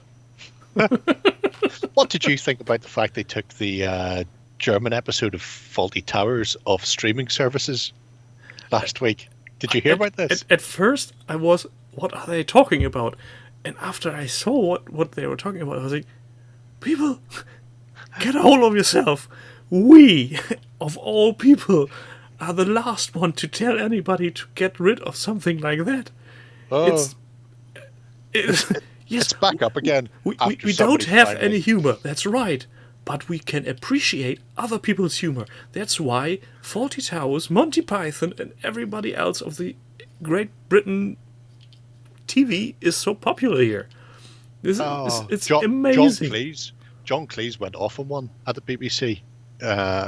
On I'm not on Twitter, but a friend is, so they linked it, and he was essentially going, "This is what happens when people who make TV shows stop being in charge, and they hand it over to lawyers and bean counters and accountants who don't know what's going on, and they're scared and they're gutless." And he just ranted at them, and he put it back up again. I see. I thought that blinky, but they removed the N word and the racist stuff that the Major used to say in 2013. So that had already been removed from it when the Major just wanders around calling people unutterable things. So that's 7 years ago that got taken out. So they can't use that as the excuse for taking it down. But these were the BBC streaming services. So it must have been the BBC version.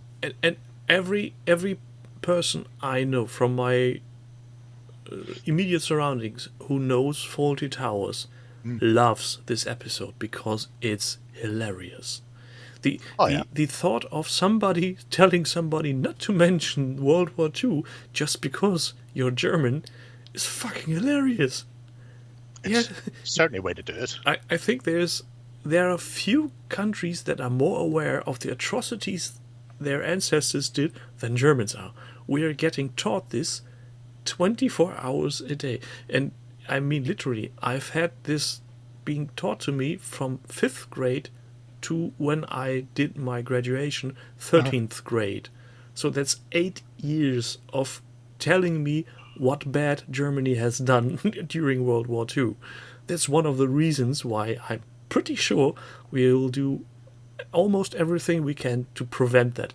And we'll look at it and say, yeah, bad times. If everybody else does a joke on our account, go for it. We deserve it. I've just seen Laughing Boy. To be fair, he mentioned it once, but you think he got away with it. It was also at this point I discovered that John Cleese describes himself on the Twitter as a part-time squirrel trainer. Yeah, I think. Or apprentice squirrel trainer, which I just thought was hilarious. I can't remember what show it was, but there's one show where it goes, where one German soldier goes, "Are we the baddies?" Oh, Mitchell and Webb. Fuck yeah, we are. Because of the uniforms. Don't listen to their propaganda, but they didn't design our uniforms. They've all got skulls on. That is fucking classic as well.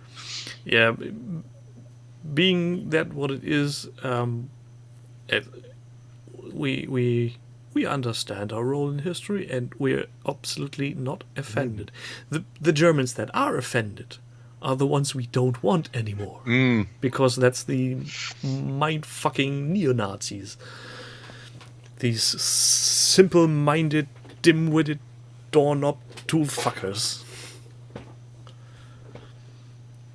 So there's that. How did we get here? I think it was Laughing Boy's Black Legion. Oh, yes. Or whatever they are. Death Watch. Because it was black. Yes, yeah. Definitely. So, shall we go on with this project? Commanders.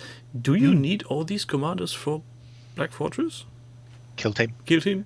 Pardon? No, I can't imagine so. But again, choices. It's all about options. Options, true.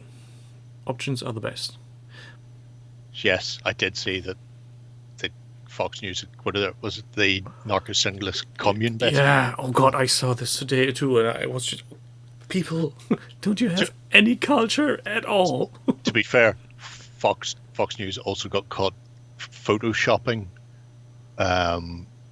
stuff for that narco-singles commune and doing it badly, and then photoshopping the same gun-wielding guy into another picture later on, but forgot they'd already cropped half of his arm off for the previous picture. So when they cropped him into this picture, his arm just stops with a sharp line all the way down one side.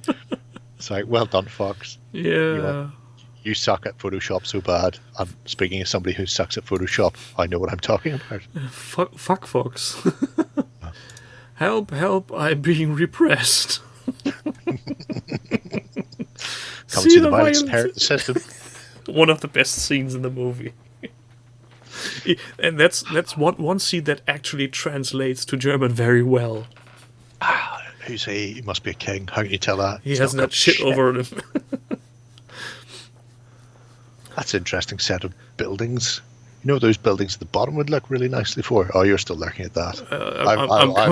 I'm following along. Buildings, Tyranids, buildings. Here we are. Necrons and buildings. Yeah. I'm assuming they're some sort of clever blah blah blah system, but all I can see is some sort of sci-fi igloo looking thing that would just needs to be set straight onto a desert world for reasons. I think I've saw this before with a bit more under the dome, so a bit more like a silo. But this exactly terrain, have you seen what Duncan has done with it? No. He made a train. Choo choo puff puff? Yes, he used this exactly terrain to make a steam train Necromunda style. The video is up on YouTube. It's looking amazing. He exactly explains what You can see it. what part you're using. Yeah. It's the first time you see this, and you see, yeah, that's Warhammer terrain, but it's a train. Why? What's happening? Isn't there that sequel to Willy Wonka's Chocolate Factory? That's all about a giant train that keeps going round and round. I wouldn't know. I only know the Willy Wonka part. But I know both movies. Snowpiercer. Oh, yes, I saw that. Maybe it's that. That's a weird movie. But I was a bit disappointed when I found that the Netflix series is a prequel, which is not very interesting when you've just seen the movie and see how it ends. Does it just start with Willy Wonka? That'd be a good prequel. Which one? The original movie or the one with Jack Sparrow? No, the original one. You don't say. Best meme potential ever.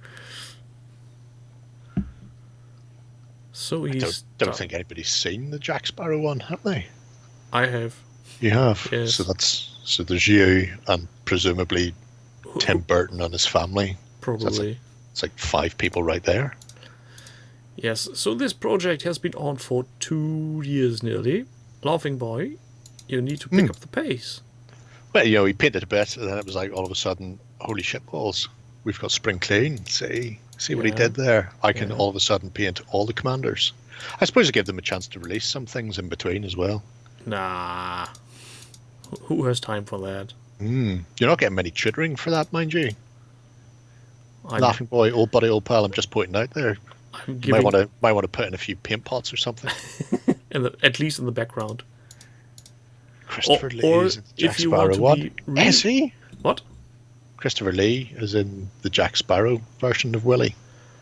Yes, he's the dentist. The Steve father Martin part.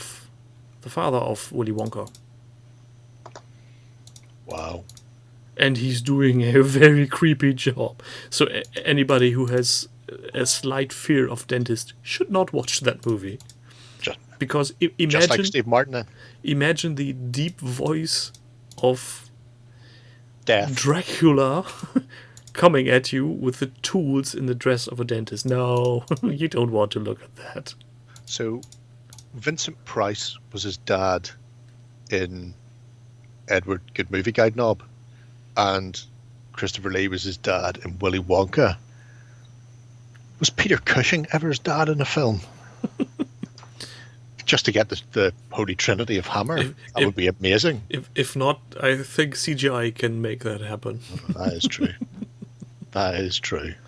Yeah, Gremlins 2, Taros. That was a very great Christopher Lee. It was an amazing film. Full stop.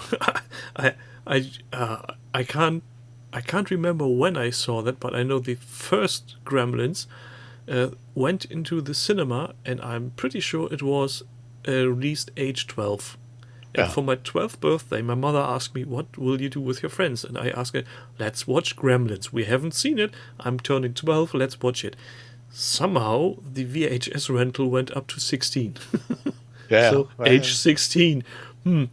She brought it, we watched it, and we loved every minute of it. I'm not surprised. And 2 is such a different shift in tone. because apparently one was so successful, and it was just more or less a weird horror. Lot of weirdness in that film. One was weird horror, two was weird horror humor comedy. Yeah, because the director didn't want to do a sequel. Told him they didn't want to do a sequel, and they made that much money, and he was more or less forced to do it. And he just went, "I'll make it then. You won't like it," and just went nuts with it. It's just like, what weird stuff can I do here? You know, who can I have hanging about, or what sets can I set up, or just how many fourth wall breaks before Deadpool came along. One of the best scenes in the movie is the one where one gremlin sips down the bat juice, turns into a half bat, flies through the wall, and leaves the Batman sign. The bat symbol. Yeah, and then there gets stuck in concrete. It's then just great. turns into a gargoyle. It's just amazing. The sheer audacity of using multiple IPs and slaughtering them on the altar of humor. All of them. And it still gives me my favourite one, and off-quoted, because I do it all the time. Occasionally you'll hear me say it, possibly even on Weekenders, is whenever somebody mentions fire, just go, "Bringer of warmth, creator of civilizations, destroyer of cities. This building is on fire." The automated fire alarm. And it's just doing that, and you're going, "What the fuck is this?" But to be honest, at that time, most science fiction movies done something similar. If I remember correctly, didn't Fifth Element do something similar when the cruise ship gets shot down? I think so. But I'm almost certain they stole it from Gremlins. Probably. Oh. Well, my ball's not right. Yeah, you're looking terrible. Thank you. I aim to please. This eye's not full of blood anymore. Well, it's still got a bit of blood in it. And then this eye's just been ballsed all day. Yeah, it's all right. It's probably just resin dust or something. Acrylic rod. You were lucky earlier this evening, because just in that moment when you looked into the side, I had the sudden urge to poke my eye. oh, that would be bad. And I remembered you not liking that in the moment I did it, and I saw, he's not looking, so we're safe. Oh. And you didn't faint, so you haven't seen it. Always a winner.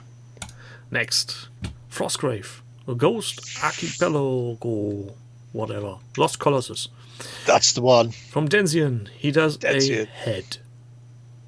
Why does he do a head? Done a head. Because why not? Why not do a head? So he's giving the whole OTT crew head. Point. He really is.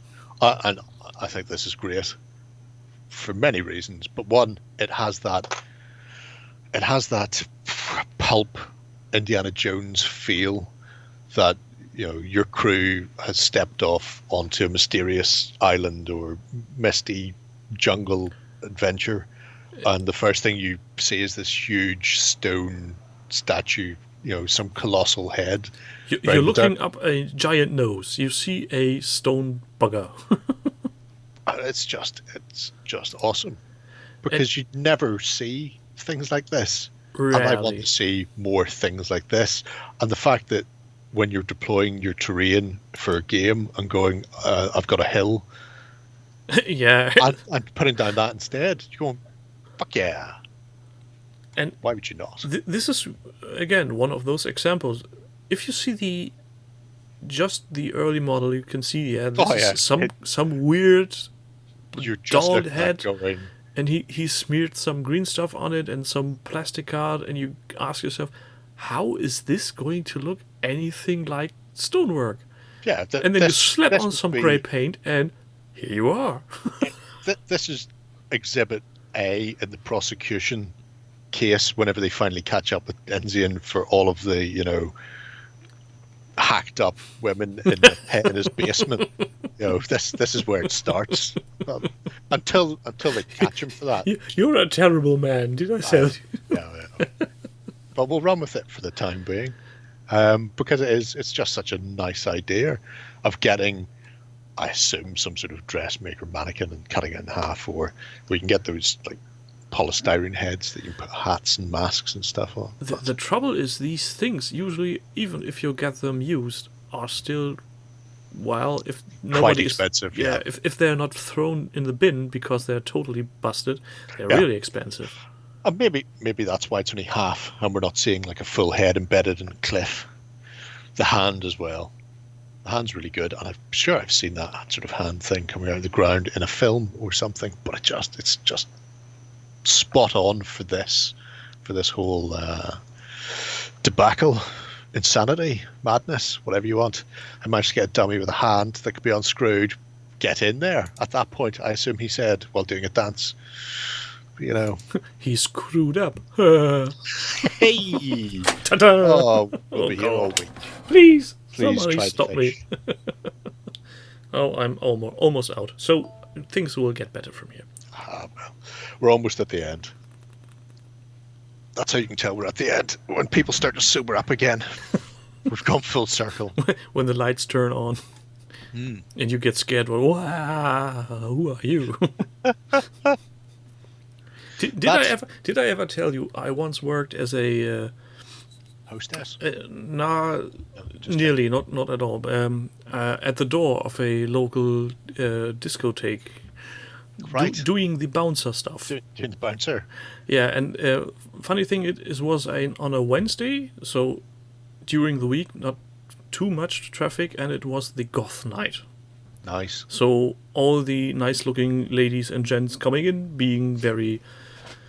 generally all being very nice folk, looking bad, drinking blood, but all in all nice folk. But there's a handful of them we just could not get to leave at 5 a.m. in the morning when we really had to close. And my boss at the time had the ingenious idea of mounting a 500 watt daylight bulb next to the entry. And when we really wanted them out, we just flicked the switch and we suddenly had bright daylight, because it was a disco in a cellar. So there were no windows whatsoever. It was pitch black. And then suddenly it was so bright, and the people started screaming. At one point, I was generally tempted to get some cleaning up materials to just brush away dust. Just hose them down. That would work too. At that point, it was a very effective way to say either you drink up and leave now, or we turn on the light. You don't want to see that. Nobody wants the light. No, if you've seen a fully made up goth dance for 6 hours, sweating and being drunk, they don't want to be seen. Hedgeman Gary, yes, I have seen your Katie Mundi, because I was looking at it. Well, unless it's a new one that you put up, because I was looking at your project yesterday. Quite a lot of updates in it, actually. Well, there's a Star Wars project and it's not in this list. Oh, shame! That's Next time. It's because I went all spring cleaning for this week. Yeah, and this is the last week of spring cleaning, as we have alluded before, so people, get to it. If you have anything left in your spring cleaning bucket list, maybe cross it off before Saturday. To reserve your chance to potentially win something. What was it? A gift card for the shop? Something. If anybody wants to win, put down that you're 16 or less, because I don't think we've got a single young entry in there. Well, Martin, dust off one of your projects and give it to a child. You've got a couple, haven't you? Yeah, now you're giving me ideas. Where's my daughter? Oh, she's sleeping. I'm 15, and so's my wife. Together we are 21. So, next up is Bugger Off. Again, we have this fine man before, but I don't think we have this project. Had we? Yes, we have. We had. One. He's done a bit of an update, so I thought, but show willing. It looks. Just show off It what he's doesn't doing. look like an update, because here we have color. Here we don't. We've gone backwards, which is What? interesting. But since he is here, we could ask him a few things. One, I think I was mocking you last week when you weren't here, because in the middle of your post bootcamp DAC progress project, we've got a load of heavy swaddled Stalingrad figures. So I see you've gone off book on that one, mech, old buddy, old pal. Why? And secondly, you go had a catastrophic brain fart, decided wanted to go and use Green Stuff World Crackle Paint. What a muppet! So now I'm curious as to why. Why does that make you a muppet? Is there more hassle? Are you going to have to rebase everything? Or are you just going to put it all into Deadhall, strip the lot, and start again? What's going on? Tell us. We need to know. Have you wandered off? It's probably fallen asleep. Or he's got a dog bouncing up and down on him. There's a hell of a mold line on that kneeling rifleman, by the way, right down his face that you need to clean off. And I do not, I do not envy you that, because that is not going to be easy to clean. If you've got a reamer, you might be able to get most of it. Although, to be fair, I can forgive you the mold line on the face, because that's tricky to get to. I can't forgive you that huge bit of flash where his pants have rocked up, because really that should just have a knife slid along it, because that's huge. I don't think he's with us anymore. Oh no, that's fine. I can bet you about meeting without him being here. He can hear you bitching on YouTube later. Oh yeah. I'll message him, tell him I'm bitching at him. Give him the timestamp. This is where you need to listen. Yeah, get in there, do that. So, but you know, he'd made some progress. He's got some colour down, and now there's a second unit with. Well, that was posted yesterday, so 5 days left. So I'm keen on seeing them finished in the next 5 days. Could be a challenge. Yeah, you know, could be, might not be. Who knows? So the last for today is operation completed. Just this ballsy term, I have to say. This was the one we've had a look a few times with all the horrible painting done. Yes, however, he's pushed on. Oh, he has indeed. Oh, he has. So it's not just one that it gets resurrected every year, whether you want to or not. And then he does a ton of work, and you think, well, that's that done. But no, he keeps adding to it. So now he has gone and done Angry Garden Gnomes. Angry Gnomes. What? Look at these heads and tell me that those aren't gnomes. Those aren't dwarves. No, they're well. Gnomes would wear helmets, not pointy heads. There's what's it? German miners used to wear those little red things. But there used to be a TV series that had gnomes that looked just like that. I'm trying to remember the name of it from my youth. Oh, somebody will know it. I have a sneaking suspicion it was either French or Belgian, and then was obviously redubbed for It was Belgian. I know what you're talking about. Was it just called Gnomes? I think. Wisdom of the Gnomes? David the Gnome. Something like that. Definitely with a lot of people with red heads. Yeah. That's a force. Well, yeah, but David the Gnome. That was the TV show. Only 26 episodes, but it seemed to have been on forever and never ended. Well, to be fair, awful lot of Spanish people. Some 80s and 90s cartoons only had 1 or 2 seasons and seemed to run forever. Samurai Pizza Cat is a weird one because it only had 1 season. It only lasted for a year, but in that year they managed to put out like 52 episodes, so they did 1 a week until they were cancelled. Was amazing because it had one of the best. I was just best intro theme tunes you'll ever come across. I just was reminded yesterday on some cartoons I rather forget. That was Jet and the Gemstones. Fuck, Jet! Wow. And the next thing that was on the playlist in that order was Jason and the Wheeled Warriors. The Wheeled Warriors. Weirdly, when you said Jet, the next thing that my mind went to was the Mastermind plant from Jason the Wheeled Warriors. Yeah, that's not good. Tells you about playing order in TV indoctrinating your mind. And then there was the J. Michael Straczynski. It was robotics and Transformers and Mask and Starcom. Michael was responsible for an awful lot of good things. They brought him on to write episodes for He-Man, I think it was, because they had a concept but had nothing worthwhile. And they did the first couple of episodes and it was mostly garbage. And then they brought the power. they brought Straczynski in to do it, and he went off on one, and it was great. But yeah, this is an interesting little project anyway. Yeah, he should really finish it.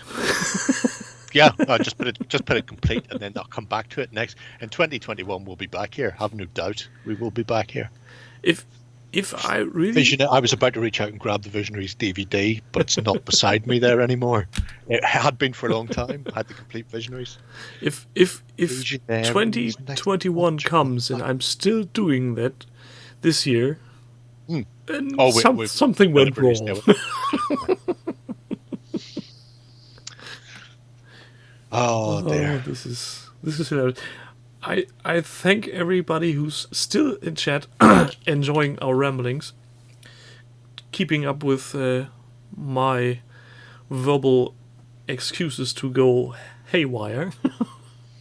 I look forward to 2021 where we'll all be painting He-Man and the Masters of the Universe.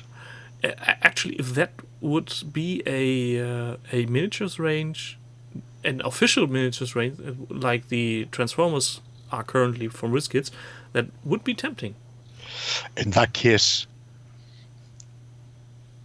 yeah, enjoy the rest of the year. Don't tell me you've got inside info on anything like that, and it would make me go crazy. It'll be coming out fairly soon, so I'm not going to say anything else until it's officially announced. But it's you know how there's like 2 Doctor Who games. Yeah, there's one from Gale Force 9 and one from Warlord, because they bought the rights from 2 different places. So one of them is for the UK only, and the other one is worldwide. There's a similar thing has happened with He-Man and the Masters of the Universe. So a company is going to be doing the USA, and a company has got the rights for, I think, Europe and Asia, or something like that. So there are 2 competing He-Men coming out. I'm really baffled by the sheer, I don't know what you call it, ignorance on IP. Yep. The first time I encountered this was when 2 years ago Night Models purchased the right to do a Harry Potter games only for sell it outside of Europe or Spain or something. It wasn't even Europe. It was Spain and the UK. Not even any other European country was allowed to have it back in the day when it was launched. I was furious. This is just how dim-witted can you be to just buy rights for one country? I talked to somebody from Gale Force 9, and he was explaining about how the Doctor Who thing came around, and it was literally they decided that they were going to get something, and they were talking to BBC Worldwide, which is run out of, I think, the same building that BBC is run out of, and they were getting one thing, and they were going, oh no, I tell you what, BBC Worldwide might be part of the American branch, so they were getting the Spartacus rights because it was a HBO BBC thing. It was run by both, so they had to contact them, and while they were there chatting, they were going, well, we've got other things you could have, and it was like, okay, well, what else have we got? Well, we've got like Doctor Who. It's like, fuck it, yeah, we could do something with Doctor Who, that'd be good. But meanwhile, Warlord were also talking to BBC, but they just gone to contact BBC in England, because that's in England because where they are. BBC London, naturally. Yeah, and that makes sense. And they were specifically looking to do Doctor Who, and it just happened that the pair of them were on like opposite sides of the Atlantic, both going for the same property. But BBC Worldwide is obviously fucking worldwide. It's the licensing rights for everything outside the UK, whereas Warlord were buying the Doctor Who rights, and at no point had ever thought that they might need to go for a second set of rights from somewhere else to cover other countries. So it's easily done, Yeah, but you have to think multiple companies have done this, so there should be some kind of awareness to not do this again. You'd like to think so, but I who mean, knows? I could understand a company using a so British IP like Doctor Who and only buying the rights for Britain and saying this is all we need because that's where we make our money. That would be understandable. I But think for a Spanish company buying for a Spain and England and nothing else is just maybe, and it could be the way that the rights were parceled up and sold, that they never realized that it had been subdivided, because prior to that they'd worked with Marvel and DC, but presumably Marvel and DC was a one-stop shop, so they never realized it. I mean, Twin Peaks, fantastic TV series. For a long time it was not available on DVD, and the reason it was not available was any time David Lynch wanted to make another one of his weird art house films or needed a bit of cash, he would sell the rights to individual episodes to just random people. So they couldn't do a boxed collector's edition for years because they had to go through like 20 different people, because somebody might own the rights to series 1 episode 3 and series 2 episode 18, and then other people own different, and it was just split up so much that getting them all together was insane. I imagine J.K. Rowling had done something similar where the rights for the translated belonged to different places, and it was just it's the same with German television. If you look at what other countries have in their streaming services for series and episodes, some things you can't get in Germany because the rights are still with some of the cable companies here. So for a very long time, as a prime example, you couldn't get Star Trek anything. It was all in the hand of one private company in Germany who had all the rights to it. So and to be fair, if they'd kept all the rights specifically to all the modern Star Trek stuff, that would probably be good, because you wouldn't want any of that. well, define modern. Anything after Enterprise.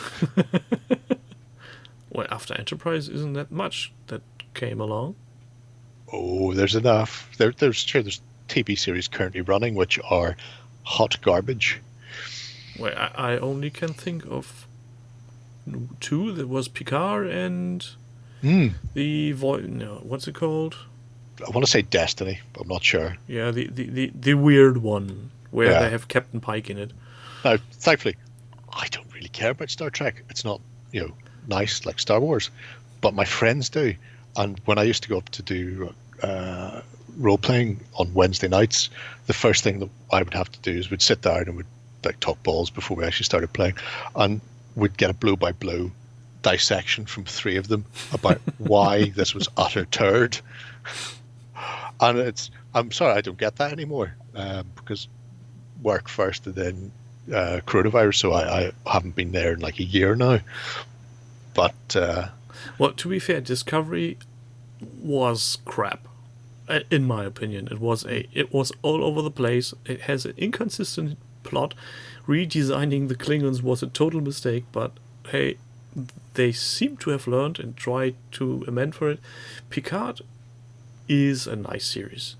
Is it though? Because even though I don't have my nerds, I've found another group of nerds who do a similar dissection, and it's been a joy to watch, because, like I say, I wouldn't know Star Trek from a hole in the wall, but they literally go through going, in this episode he does this, whereas his only defining characteristic in the in the original series was things like he hated children, yet here he is going back to say hello to all those little kitty winks that he misses, and he kept this but to be Picard Day banner and stuff, and they've just gone, to be fair, they accounted for these things in the series by showing him as aged veteran, so he had a character progression really happening. It wasn't so bad as people might think it was. The only thing that really pissed me off a bit was in every fucking episode you had a guest appearance from somebody from Next Generation. From the original series. I get the thing with Data because he's a vital plot hole, but is vital for the plot. I think plot hole makes sense. Yeah, but he's really the red herring that draws everything through the whole first season.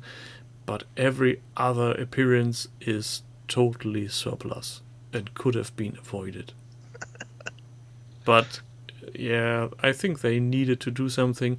Maybe 7 of 9 was a good way to get her back again, but they did so many recasts of this series. It's amazeballs. Well, again, we're digressing. But Are we though? There's the link for Suburban Commando, or Suburban Sasquatch, sorry, not Suburban Commando, which is Hulk Hogan. When you have 40 minutes and you just want to laugh your ass off, you need to watch that. I can't imagine the film actually being worth watching, but their talk about it is just a joy to behold. I just for the sheer shits and giggles, I will add that to my watch later list. Oh, you should, because there'll be questions next week.